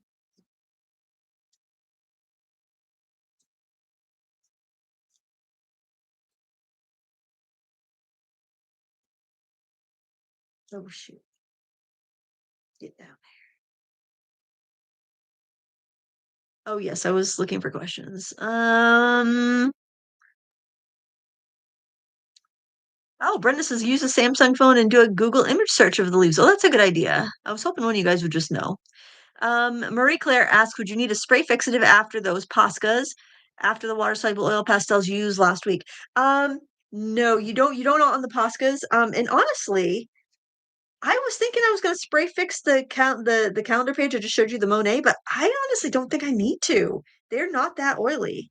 They're like a watercolor crayon. I mean, you could. It's not going to hurt anything, but no, the Posca's definitely not. You definitely don't need it for those. And the water soluble oil pastels, unless you have big gobs of it, I don't think it's necessary. Oh my word! I'm glad I'm using matte medium because I am a mess.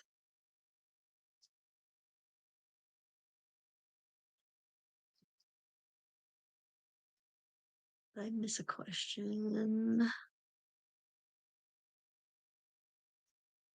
Oh, Virginia Bush asked if those are tiny berries on the stem. Yeah, they are. I don't know what kind of plant it is, though.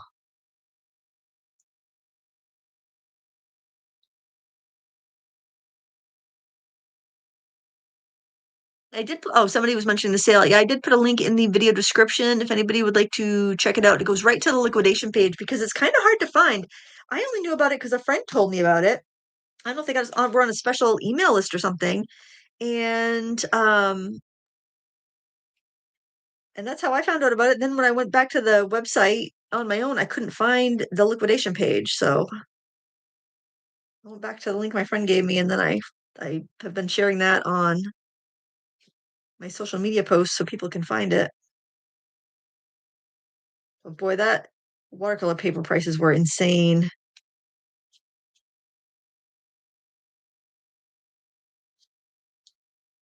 I thought it was too good to be true. And then and I mentioned that to my friend and he's like, well, I'm gonna call.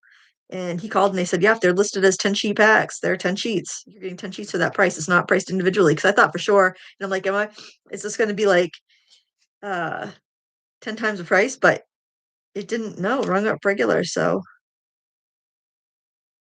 it was wild. I guess they're probably just trying to unload everything because I mean that it was such a huge company that they bought out. They probably just don't have room for it all. It's sad to see them go because they were the company that distributed supplies to the mom and pop shops and the smaller retailers that didn't buy enough from any vendor to be able to have their own wholesale account or to meet the minimums. So it's really sad. And Joann's probably used them because they didn't carry like a ton of fine art supplies. They'd have a little bit and then not in all their stores. But between all their stores, they carried enough to use them. It was just such a shame, that whole situation. Now, I don't know what is not glued down. My gluing leaves something to be desired, and I think let me just try dumping this off and see what's not glued down. Okay, that's not glued down. I estimated my glue pretty well. One more little piece. Oh, it's like a heart. Okay. All right. I'm gonna use a little roller over this.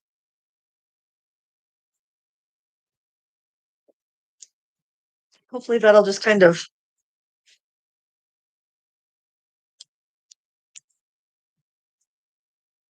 kind of lift up and smooth out any big glue boogers that I have building up there. Got a little bit of a buckling to the paper, but that's bad, honestly. Let's try to glue stick this guy on.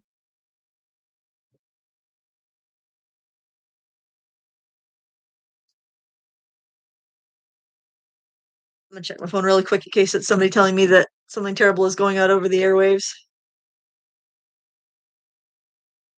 I can't unlock my phone because my fingers are covered with glue. It can't detect my fingerprints.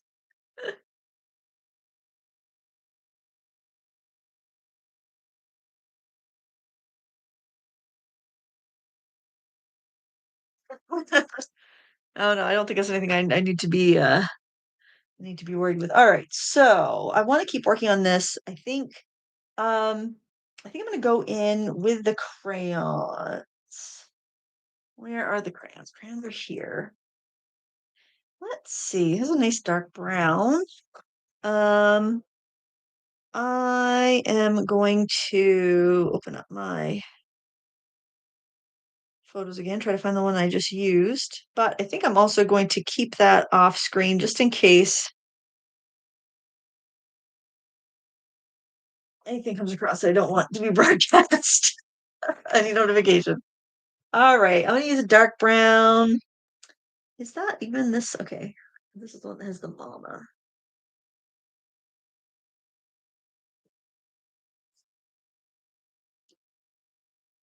There's a lot of bloom on this pastel. The wax kind of seeps to the top. That won't hurt anything.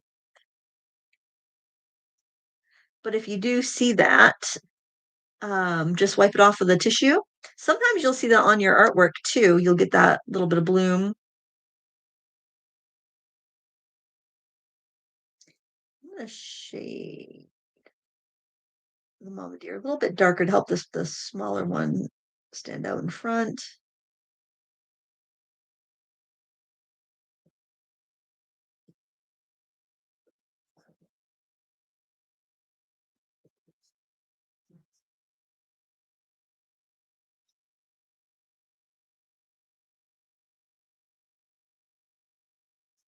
The older deer tend to be less orange.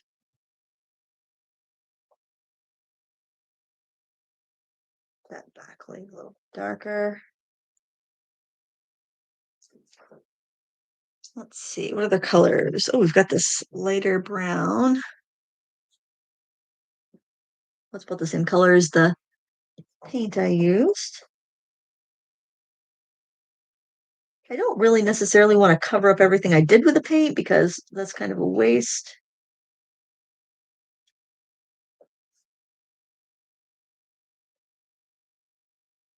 But I can cover up the pen lines with that if I don't want the pen lines because this is pretty opaque, honestly.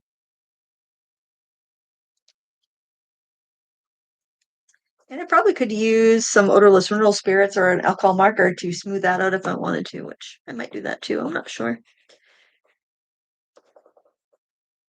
But I want to give the deer a little bit more prominence over the background. Let's try. There's this peachy color. It's called light orange. I gotta find the other picture that had the deer, exactly the exact deer I'm looking at here.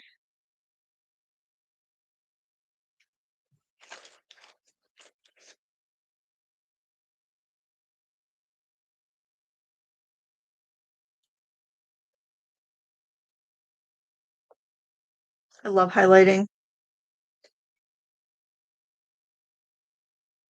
And I love sketchy work, stuff that's not uh, super refined. It's got like a certain energy to it. That's why I love life drawing.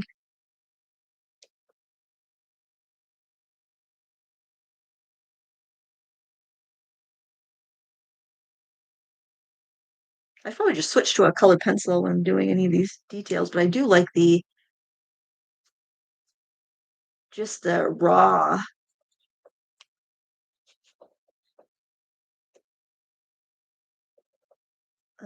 marks of the crayon. Maybe it's just I like crayons because it makes me feel like I'm a kid again playing with my art supplies. Oh my gosh, I got the worst news this week. My I was taught art by this woman who lived across the cornfield from my parents, and I just found out she passed away last week. So, oh, so sad. Mrs. Turner, rest in peace. You were an amazing art teacher, and um, I'm so sorry to hear of your loss. This is to hear that she passed. I hadn't seen her in quite a while, but I always send her a Christmas card, and then she would always mention it to my mom that she enjoyed getting the Christmas card from me every year. Even on years where I'm like, I'm not sending out Christmas cards, I still always sent one to Mrs. Turner. She was a hell of a woman. This is the Woomer white pencil, and it is very opaque, actually. I'm quite surprised. So usually your budget pencils, the whites are nothing to write home about, but this isn't bad, to be honest.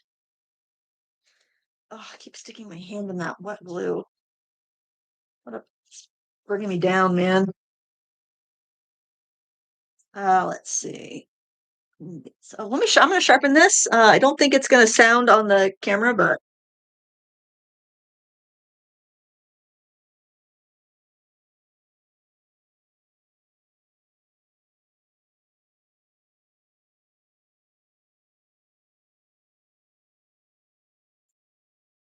oh yeah, the ear inside the ear. That's what I want to do. I want to get those little tufts, and I could go in with a white gel pen towards the end if I want to. I did link the white gel pens that I am currently really impressed with. Blue Tiger is the seller, but it's honestly they're out by different makers. They're a white label thing. They just happen. It's like this new type of gel pen, and the whole body of it is filled with ink. It's not just a cartridge, so you get a lot more bang for your buck. I really like that. So let's try the black roller pencil. I did review these. Um, I just haven't used them in a while. I reviewed them, I don't know how long ago. That black is nice and dark.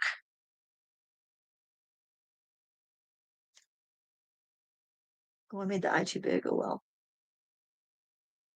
All the better to see you with, my dear.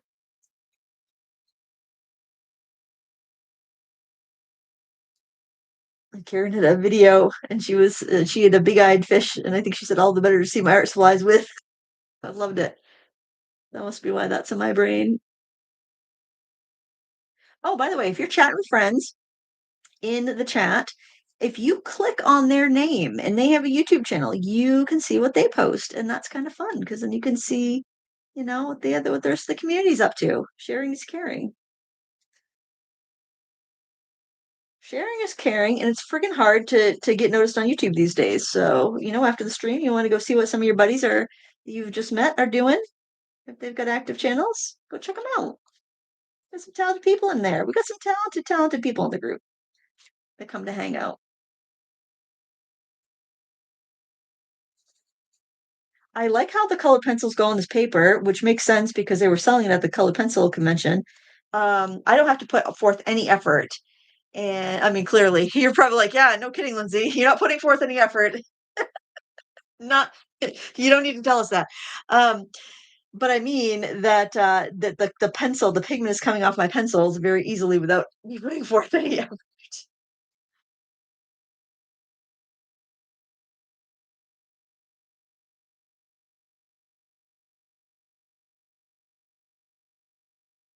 And I'm just playing around. I'm not doing good technique or anything. I'm not like, this is how you should use colored pencils. Oh God, no. This is definitely not that.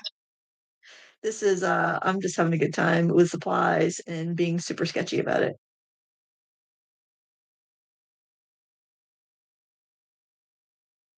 Because colored pencil work takes a lot of time if you're doing it, realistically and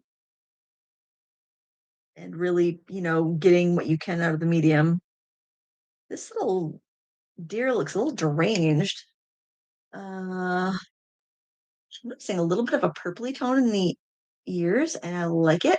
And I almost want to like exaggerate it a bit.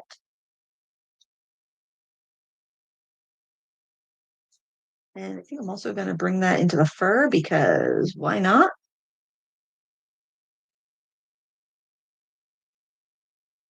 because I'm not going for realism here.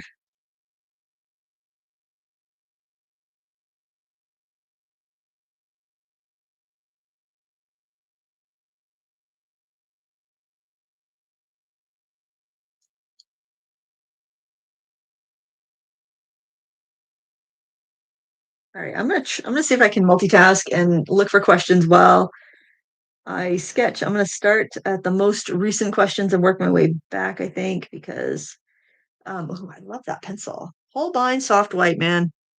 You are delightful.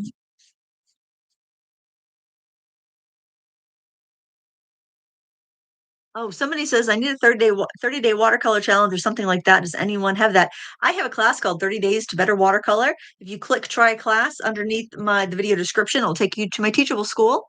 The class is called 30 Days to Better Watercolor. It's $99 and it has 30 half an hour lessons. You do a lesson a day for 30 days. And it has a really high completion rate, so I think it's a good class.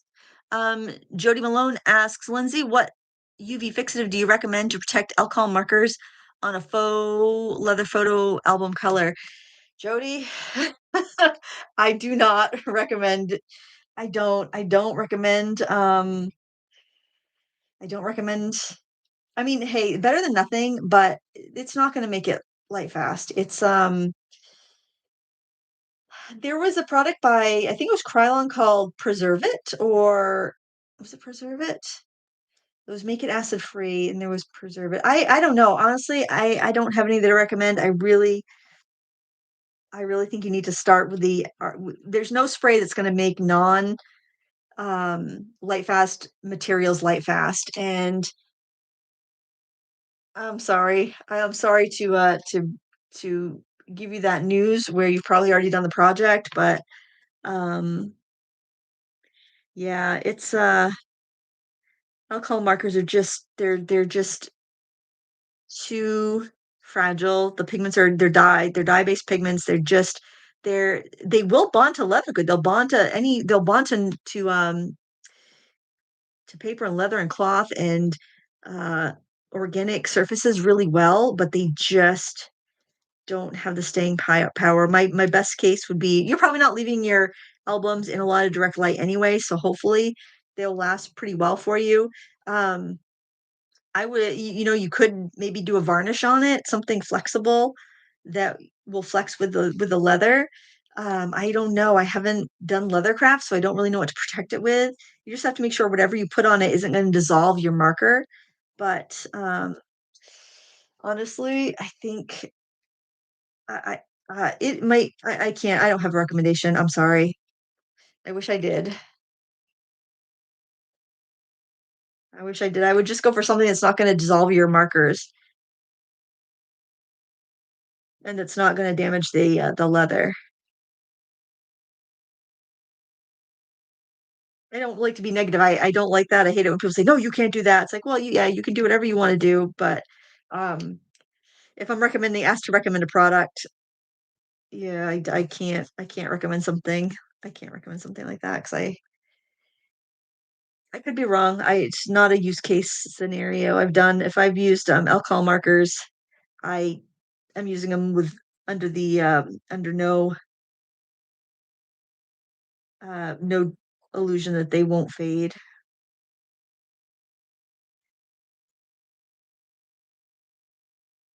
I'm gonna get the little white speck on the leg. I can't tell if it's on the leg. I think it's on the back leg of the opposite deer, because that's my deer. I know that deer. I see that deer. Well, actually, they both have white specks. It's one of the twins.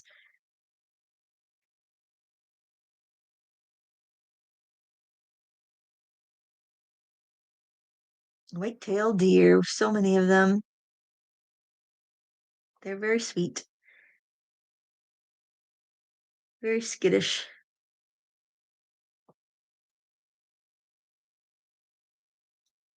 I don't even know how much I want to do to this drawing, but I am enjoying it. I gotta find the mama deer, though.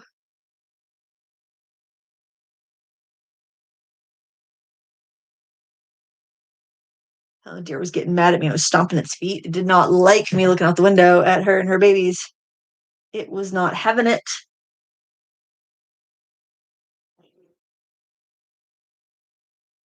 What are you looking at, lady?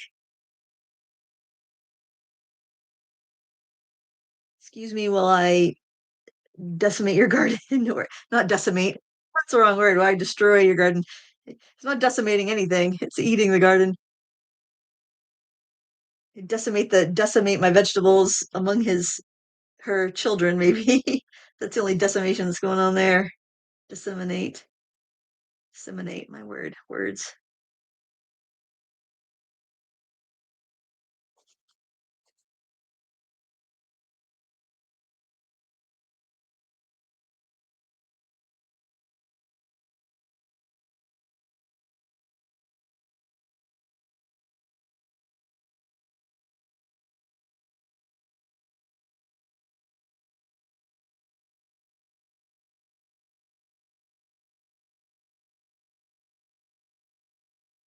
Oh yes, I was looking for questions. Oh my gosh. Um,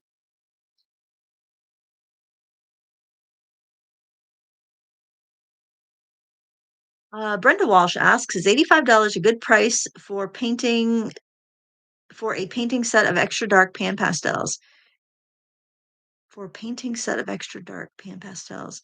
Um, $85 for the 20 sets. It's a good set. The painting set and the extra dark are two different sets.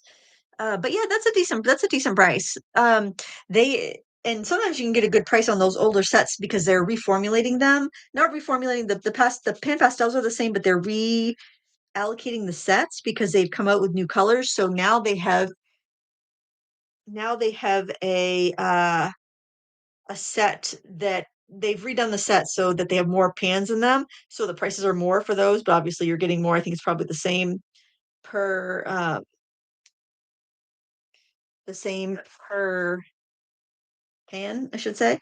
But the older sets, they're going to be kind of discontinuing them and going for the bigger sets. They've also come up with an expansion set. If you already have the previous 80 colors, you can just get the new ones, which is really cool. Um, I ordered that when I saw a good price on it. I'm just gonna do some highlights on this guy. I feel like I'm getting in the weeds too much, and the glare on the pencils is kind of throwing me off a bit. I do want to do some more of this Posca. Okay, so my I think my thoughts on the Posca crayons. Open stock, they're a great price up. Look, I would say go for them. They're very much like the old art sticks by Prismacolor. If you like those, they're drier than the Neocolor ones or the Neo Art, but they can make filling in a large area much less time consuming, which is nice. I feel like maybe I want some more colors. Maybe I'll do the magenta on some of the other deer as well. I don't know.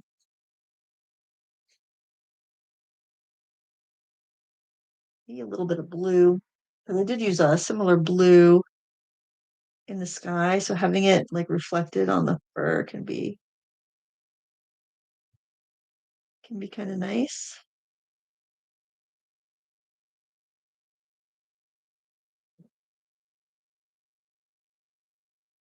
Can also help distract if you've got some weirdness happening, which I have plenty of weirdness happening here, but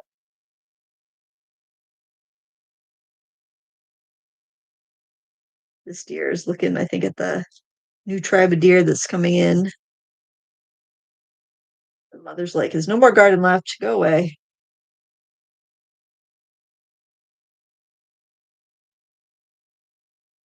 And maybe on the mother, I want to have a different color, maybe a little bit of a yellow ochre, or oh, maybe like a Naples yellow.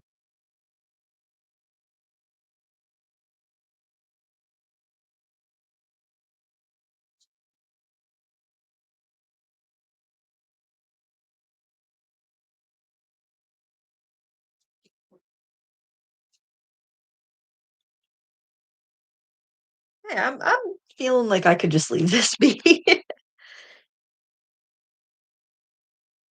Oh, do we want to try our little?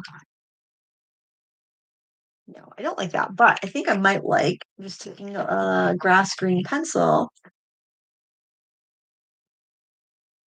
Yeah, I like that though.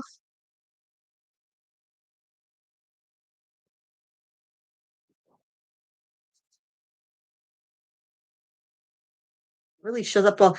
I like how the pencils grab on this paper. This is a pretty large piece. It's a 12 by 16.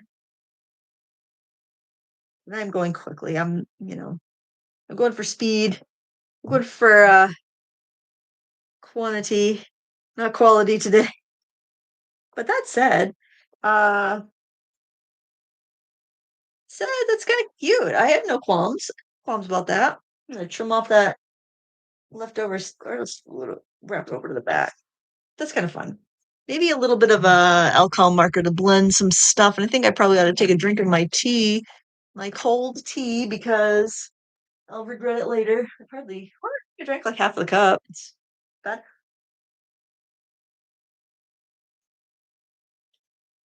Maybe do a little bit on this deer back here. I think the Poscas are dissolving just fine.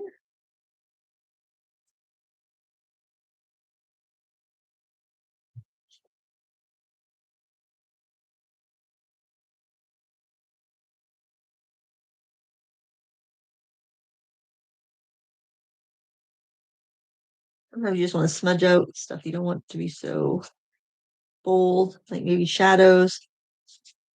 If they're drawing attention instead of pushing things back where they need to be. We got something too outliney. I like that, all right. And then to clean this, I'll just scribble it somewhere. Maybe I'll just scribble it where the shadows are so I can clean it right on the thing and not waste the pigment. There we go. That's good. That's good enough. All right, let's return back. You know what? That's kind of cute. That's kind of cute. You know what? No qualms. Now let's look at what else we have cooking. We've got the mystery leaf and berries with a spider. Another spider. Oh, come on. Okay. Or actually, where'd you go? Maybe you could be my model. Oh, now I've lost him. Oh well. Okay. So we need to do some work here. I think colored pencils might be the way to do it. I want to kind of just wrap her up by doing some more oh my goodness, some really bold lines. And I love this ruffly edge. And we've got one over here too.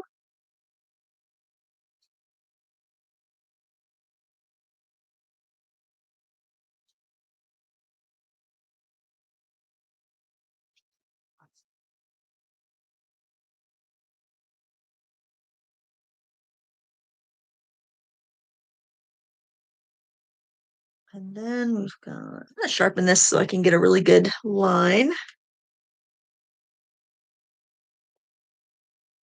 It's not super sharp because these are a pretty soft pencil, so I don't want it to. Oh, you know what I should do? I should use purple. Use purple because that will really show up. And let's go to this gorgeous color that we used on our deer. Yeah, that will really show up and bite into that yellow and give us a contrast that we have been sorely lacking. I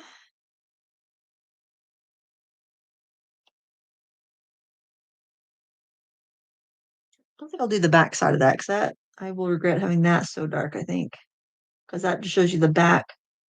Um,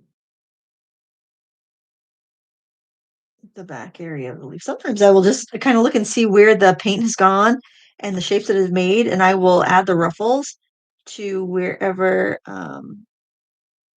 I see that.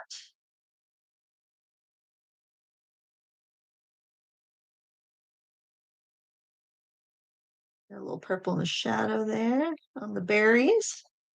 Add some on our stem. I'm turning the pencil as I go um, so that I can maintain a fairly good point, so I don't have to keep sharpening it.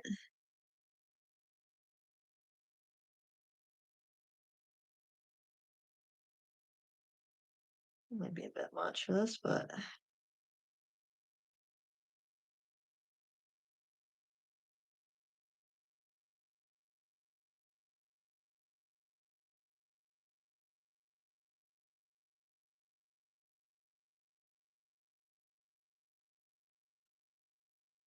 I changed my center vein because I didn't think it was very good before. Oh, and actually, it's way off. Well, maybe not.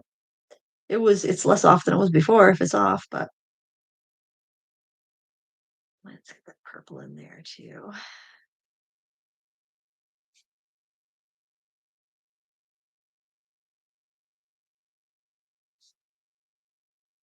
All right, let's go back to that beautiful white pencil. Oh, how did I do with that right here? Don't want to get that mixed up with my budget ones. That one's going back in my right next to my table. I'm being a little fast and loose with the pencils here. Unless you think this is proper technique. It is not. Oh, forgot about this little guy down here.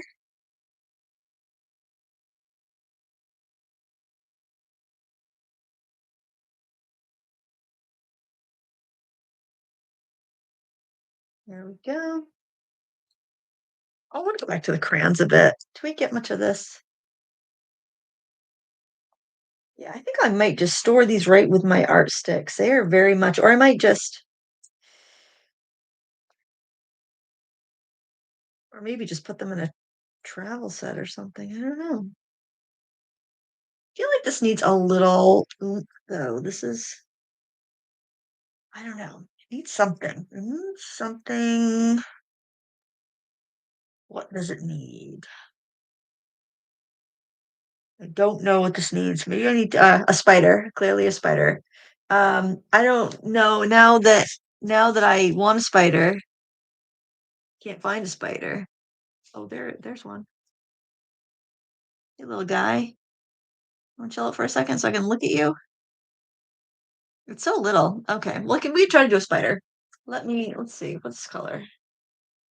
This is burnt ochre. Maybe we can do a little spider with this. I'll put it right there. It'll be life-sized.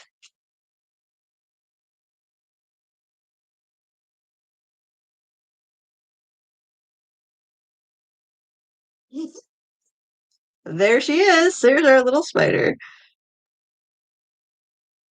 I wonder if what the gel pens would do on this. I think it's probably going to resist, but I want to try it. I think it will smudge. But where is the gel pen I was using? Over here? Yes. Oh, could have done that with the gel pen. Although I do think it's going to smudge. So,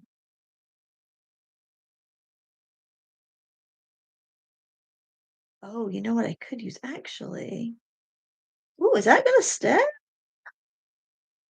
Hey, that's not smudging. Never mind. I was going to say I'm going to get my I was going to get my little um fine liners, but I don't think it's smudging. I'm moving my phone though because my friends they're all gabbing. Chatty Cathy's on the phone there. You know who you are in the chat. I could have moved my phone. I don't know if the microphone caught it, but it was just buzzing completely constantly. Oh, look at that. I can't believe that's sticking over those crayons. That's wild. Hmm.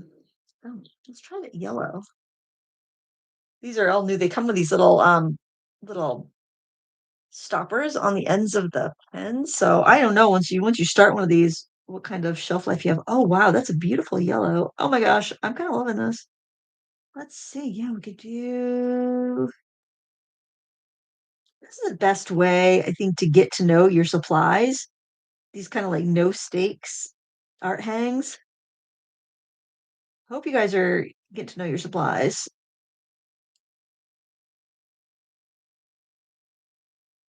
So if I smudge it, okay. So that where it's really, really burnished, I can smudge that out a little bit. I don't, it'll be interesting to see how well that dries. But I was really surprised at how much watercolor would stick over the crayon.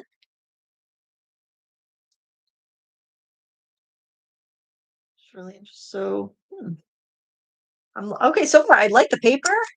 I'm liking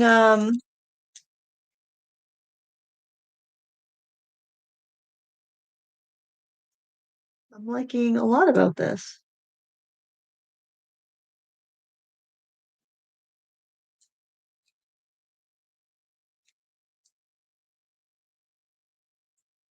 I don't know if I can do questions while I'm drawing because I think, okay, I'm gonna look back, I'm gonna answer some questions. I'll have some like deep question that takes me a few minutes to answer and I can do it while I'm drawing, but so far that has not been the case.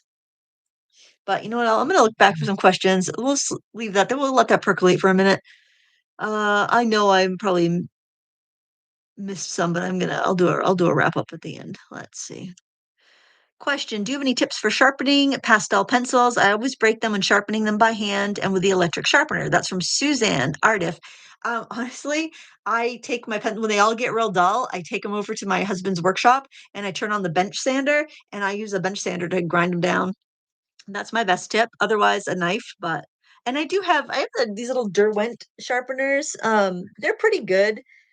But I find that pastel pencils just kill sharpeners, but this one is called the, pastel and charcoal one by Derwent. It works pretty good. I don't get too much breakage with them. If I just need to sharpen one, I generally will do that, like if I'm filming a tutorial or something. But when they're all getting dull, I just take them over to the sander. It's so much easier. I just put the little dust collection bag on the sander, and that works pretty well.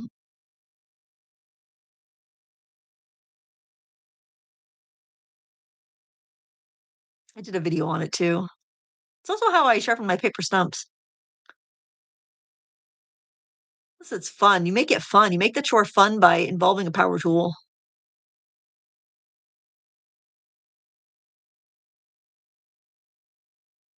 Beverly Carter asks, "Does anyone know how close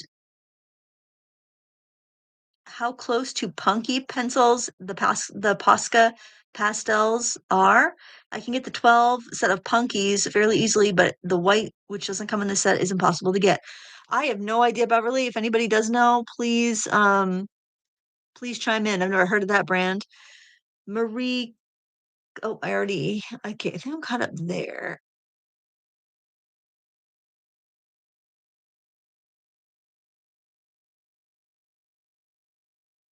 You guys are very chatty. So nice to see.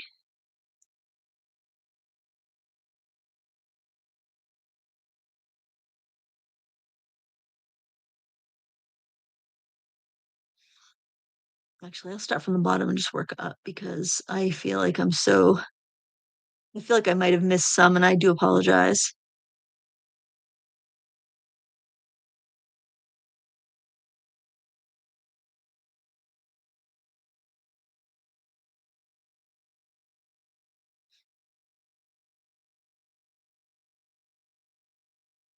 Lynn Phelps asked, how does Holbein soft white compare to Derwent Chinese white? They're equally opaque, but Derwent Chinese white feels more dry and the Holbein feels more sticky. But they both lay down a lot of pigmented white pigment. I would say they're equivalent. Just depends on what the feel you like is. Okay, I think I'm caught up there. So I'll do one round at the end. I can't do the multitasking very well. So we'll just do one wrap up question sesh at the end. If I missed you, then do repost it because I to make sure I get to it because I'm just gonna go from the end. I gotta develop a better system for that. But hey, life's a journey. We're all on this journey together. We're all growing and learning. Okay, I'm kind of liking. I like having that really crisp line from the gel pen. I feel like I can get a more fluid, expressive line than I can with a pencil too. I like to get this stem a little more defined.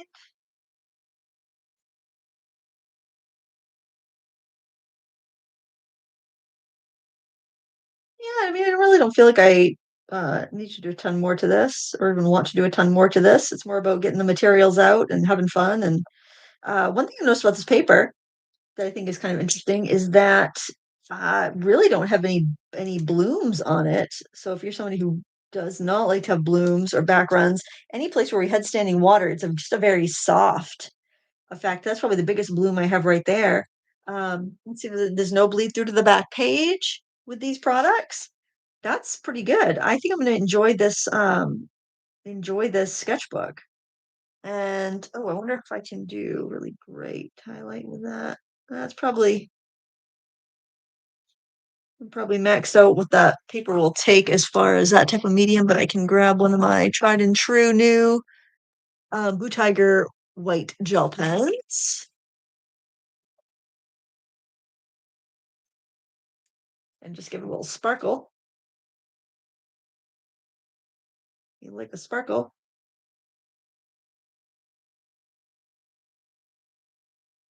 Just gonna make sure we let it dry, but okay, I'm pretty happy with that. It's simple. It's simple. It's demure. We like it. We like it. Okay, what was the next thing? Let's go back to our original leaf that we didn't really do anything to beyond adding the watercolor and a little swatch. Actually, that's kind of cute. I don't mind that at all. Now I'm seeing some bronzing on where I had puddles of the Milan paint and around the edges of the splashes. So that's something to just keep in mind. Um, I think pencils. Where'd our leaf go? Where was that particular leaf? Right here, I think. Oh, I'm gonna have a time collecting all the spiders when I'm done today.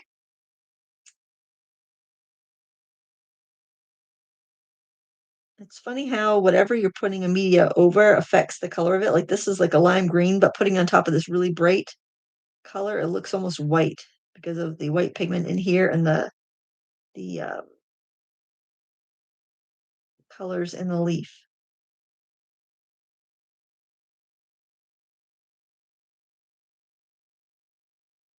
Oh, I want to see how opaque these are. So let's take some of the yellow.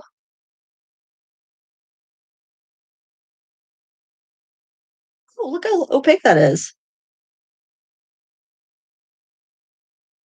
I want something like oh, it'd be cool if I had something with a similar. Oh, you know what?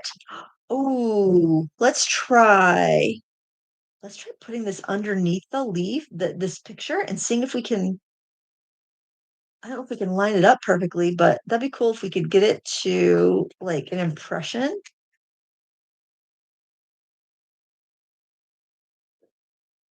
Oh, I don't think this is gonna work. I don't think the paper. I think the paper's too thick. Oh shoot. Well, that was my brilliant idea. Paper's too thick.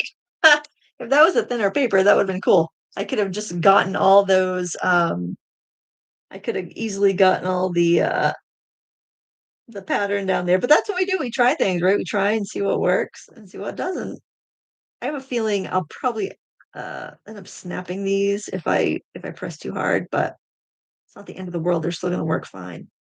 Now, this does not want to stick over the really thick areas of the watercolor where it had a puddle.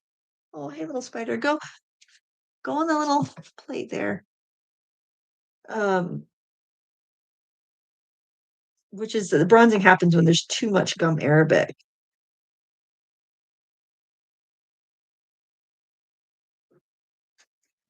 Let's try some of this red.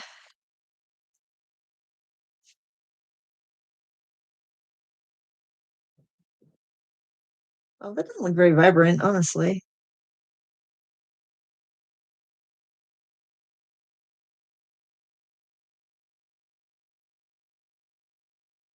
Oh, we were going to put a little bit more collage on this paper, weren't we?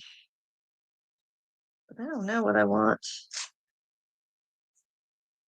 I really, well, I would cover up a little bit of a brown.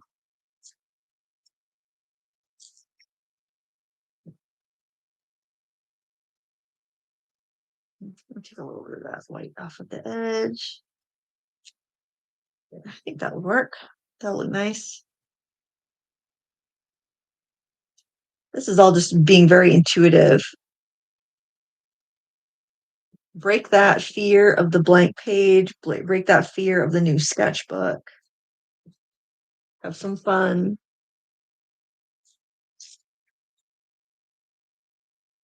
Look, I just scribble on there and no worries. Who cares?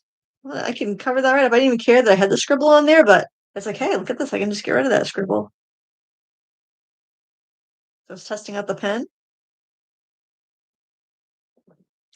If you're not happy with how something looks, then just say it's not done yet, and keep on working on it until you're happy with it because that's your sketchbook. Yeah,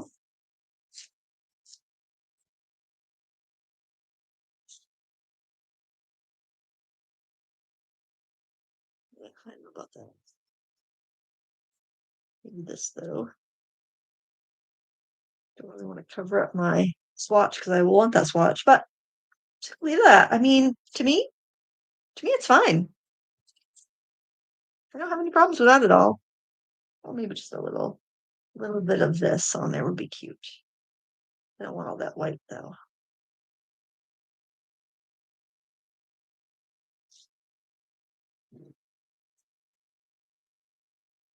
My table is an absolute mess, but it doesn't take too long to pick up. Don't let your messes get like out of hand either, because usually they won't take that long to pick up if you just get right after them. When you're like, a lot of times I'll wait till the next day to get after a mess because I actually enjoy picking up my craft room.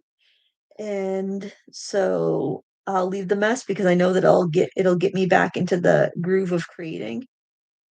But if that's not what inspires you, if that kind of instills panic and dread, there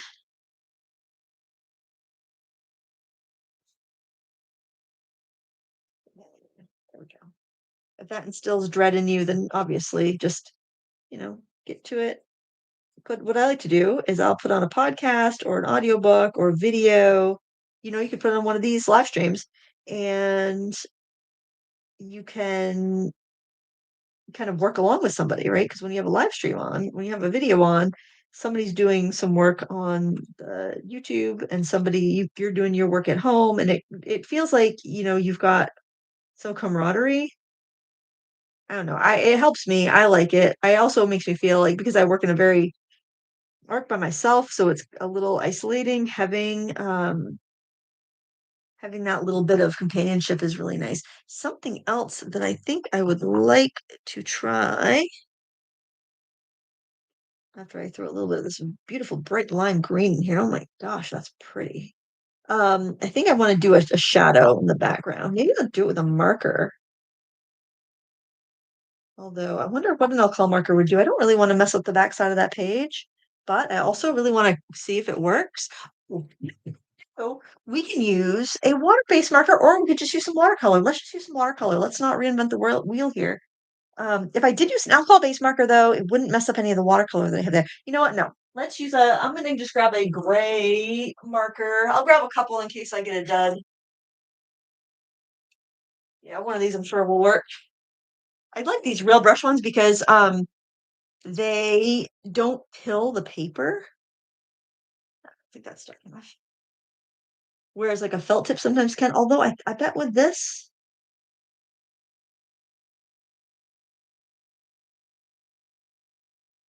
of course, doesn't make sense that I have a shadow underneath that bit of collage. I don't know. Okay, I got to figure out where my light's coming from. Do I want to use my light source like I have here? Or do I want to wing it? Because my light in here is optimized for filming, not for still life. I think I'll just wing it.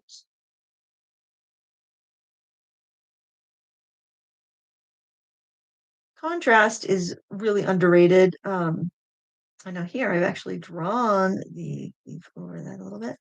Contrast and having your shadows dark enough, that's where I primarily see problems with people's artwork. I want to lift that off the table a bit. So I'm going to extend the shadow over here a little bit.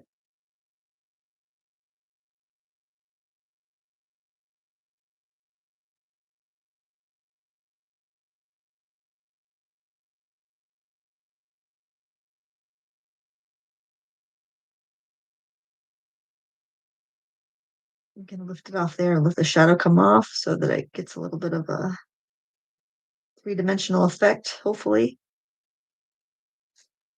And over here, I might just get a little bit of a trace of a shadow on this side, but I don't think I would see a ton.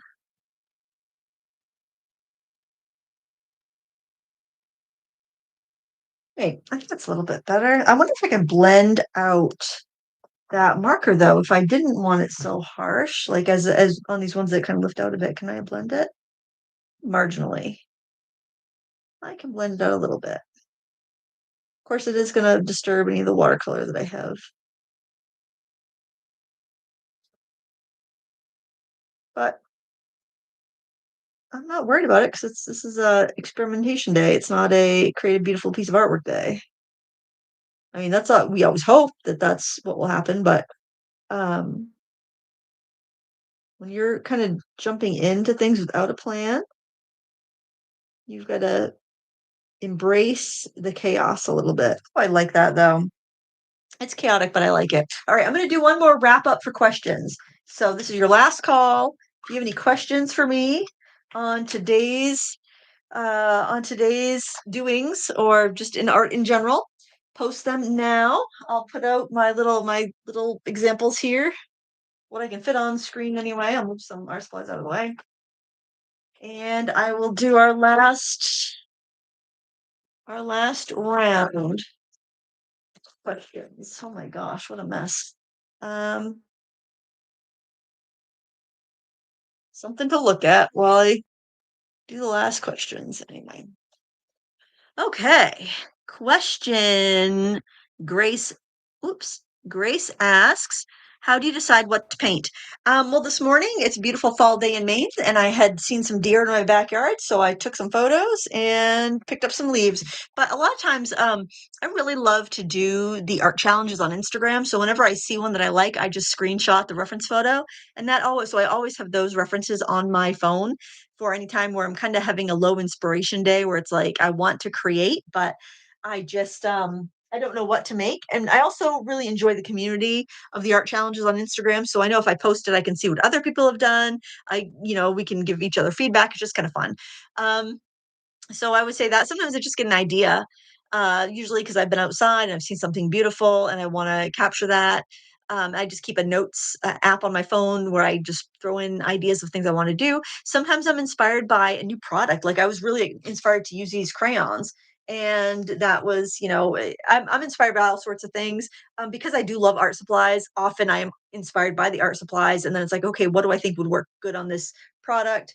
I find creating a limitation is really helpful. So if I'm kind of feeling like if I decide I'm going to paint with those crayons, this paint, and this paper, that sets some limitations. So then I can be more creative because I have a little bit of a boundary to work in. I know it sounds silly that having boundaries make you more creative, but I think you'll find it does if you try that. So hopefully that helps you if you're looking for some ideas on how to get a little more creative. Try to put that on there. All right. Joe asks, hey, Lindsay, would you feel comfortable trying to mount and varnish that Rembrandt paper to a panel or stick it under glass framing? It just seems too pretty to prop for a mat. Um, yeah, you could definitely do that. I think that I think I would probably need to mat it a little bit. Well, actually, I'm trying to think. No, there's some watercolor. Maybe you could have it pressed up against the glass. Actually, it's a little bit warped, but I think it would mount just fine. Well, and thank you for your thoughts there. I don't know about if it's frame worthy, but it definitely is possible. Now let's see. Brittany Daniels asks, what color pencils were you using? I was using the Woomer color pencils and the Posca pastels, which are kind of like colored pencil lead in a crayon, and they are both linked in the video description if you are curious.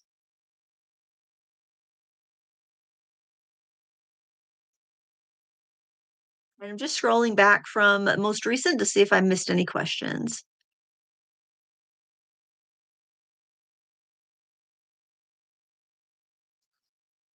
April Chambers asks, "Did you talk about the pen you were using with the brown ink?" That is it's a just a multicolor ink pen. It comes in a set of seven, I think. So seven times. Do I have the pen? I did link it in the video description. I'm just looking. Oh, here's the box. There you Um, four candies, 18 colors, 4-in-1 gel ink pens, and you get is it seven pens? Four different colors in each pen. One.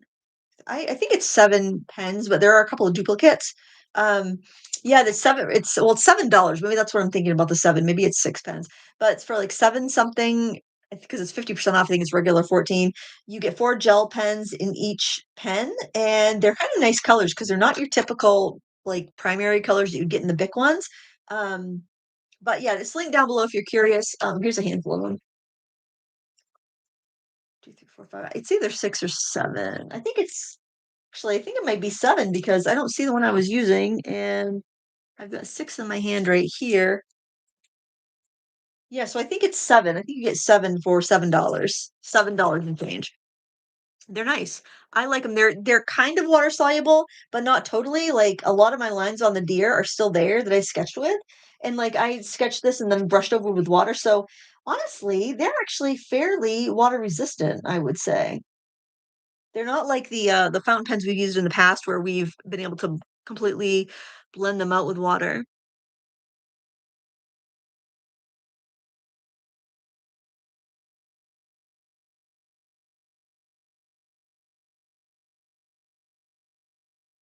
I'm page upping all the comments, so hopefully I don't miss any questions, but if you do have questions, just put the word question in all caps, and that helps me see them because I'm not reading every comment that comes through. I get too distracted. Um, Books Everywhere asks, "What kind of paper did you use for the deer?" I link it in the video description, but it is Tone Verona Green paper by Rembrandt. Artist quality paper. It's got 25% cotton. Oh, 15% cotton. I'm sorry. I saw it at the Colored Pencil trade show, and I just love that color. And 50 sheets, and I think I paid like 25 or $26 for it. Um, yeah, it's a great bargain, and it comes in different colors too. So if you click the link in the video description, those links are affiliate links, by the way. If you do purchase something, I earn a commission at no additional cost to you. Um, but I do want to mention that they have been several different colors, and I think my sadly my ability to buy products outpaces my ability to use products. But I would definitely consider getting the other colors too because I first impressions I really like them. But then again, what's a first impression? You gotta use them. Blue Daisy asks, "Do you think the Posca pastels are worth the price?" That depends. Do you like and miss the Prismacolor art sticks because they feel identical to the Prismacolor art sticks? And it also depends on what you pay. I paid $30 for this set of 24. I think it's all right for the price. I probably won't rebuy at that price, but they do have open stock. I'm trying to get that spider to go back in that dish so I can put them outside. Um, but I think at the Blick prices right now, where they have them like between 53 cents and a dollar 14 a piece, I would say, yeah, they're totally worth that price. I really need to use them more to do a full review, but I think so. I think they're worth the price. They're worth the price. I think they're going to be very slow wearing. I don't think I'm going to need backups for these because they are so slow wearing. I feel like you're getting a good amount for the cost. They're not as soft as the Neocolor ones or the Neo Arts, but they definitely would work great for that first layer of colored pencil if you're somebody who likes to work quickly. But there's only 24 colors. They are available open stock. I'd say yes. I'd say yes, they're worth the price. But get them on clearance right now on Blick because you're not going to find that price again if you're wanting them. The only thing is you won't get the case if you buy them that way. But you know, if you don't care about the case, that's the way to go. You'll be able to get the whole set for under $24.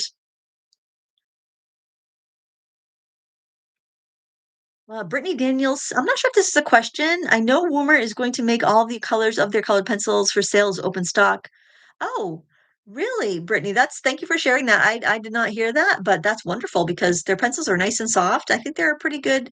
I think they're a pretty good product.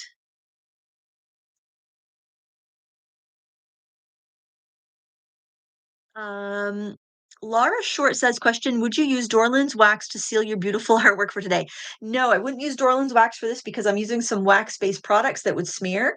You don't want to use Dorland's wax over color pencils, crayons, anything that's wax based, because that's the same. It has the same vehicle, so it will make it move. It'll make it smudge. You could use it to blend those products actually, but you don't want to use it to seal those products. I would matte if I was going to do anything to these in the sketchbooks. They'll be fine. Say I wanted to frame that, I would matte it under glass because if I sprayed a water-based varnish so that it didn't mess up the pencils, it could reactivate the water-based products, the watercolor products. So, and plus works on paper really are best to do under glass. Um, yeah, especially where I have the colored pencils on there and I couldn't use Dorland's wax. A lot of people think you can use Dorland's wax over wax-based products because they're the same vehicle, but no, they will blend each other out. So, you don't use wax over oil pastels or crayons or color pencils. Brittany asks, are the Posca crayons water soluble? They are not. They are water repellent. I used them as a resist. If you scroll back, if you watch the video back when I was using them and adding watercolor over, you'll see how they do a resist. All right. I'm going to do one more check from the end to see if there's any new questions, but I think I'm caught up.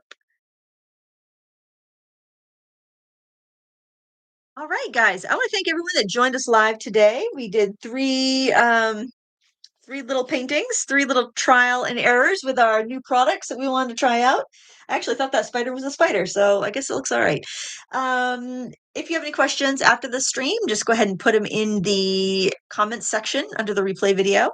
And thank you so much for joining us. Remember, next week you can still chat with your friends. I do have a pre-recorded video. What we're going to do next Wednesday is this with our water-soluble oil pastels. You could use watercolor crayons. You could use regular oil pastels. It's all going to work. And that will be at noon next Wednesday as a live premiere, so you can actually chat with each other, but I am unavailable to be here that day, but I want to make sure you can still hang out and have your new favorite Wednesday ritual. I don't know about that, but I'm hoping it'll be your new favorite Wednesday ritual. Anyway, thank you so much for joining us today. And until next time, happy crafting. Bye.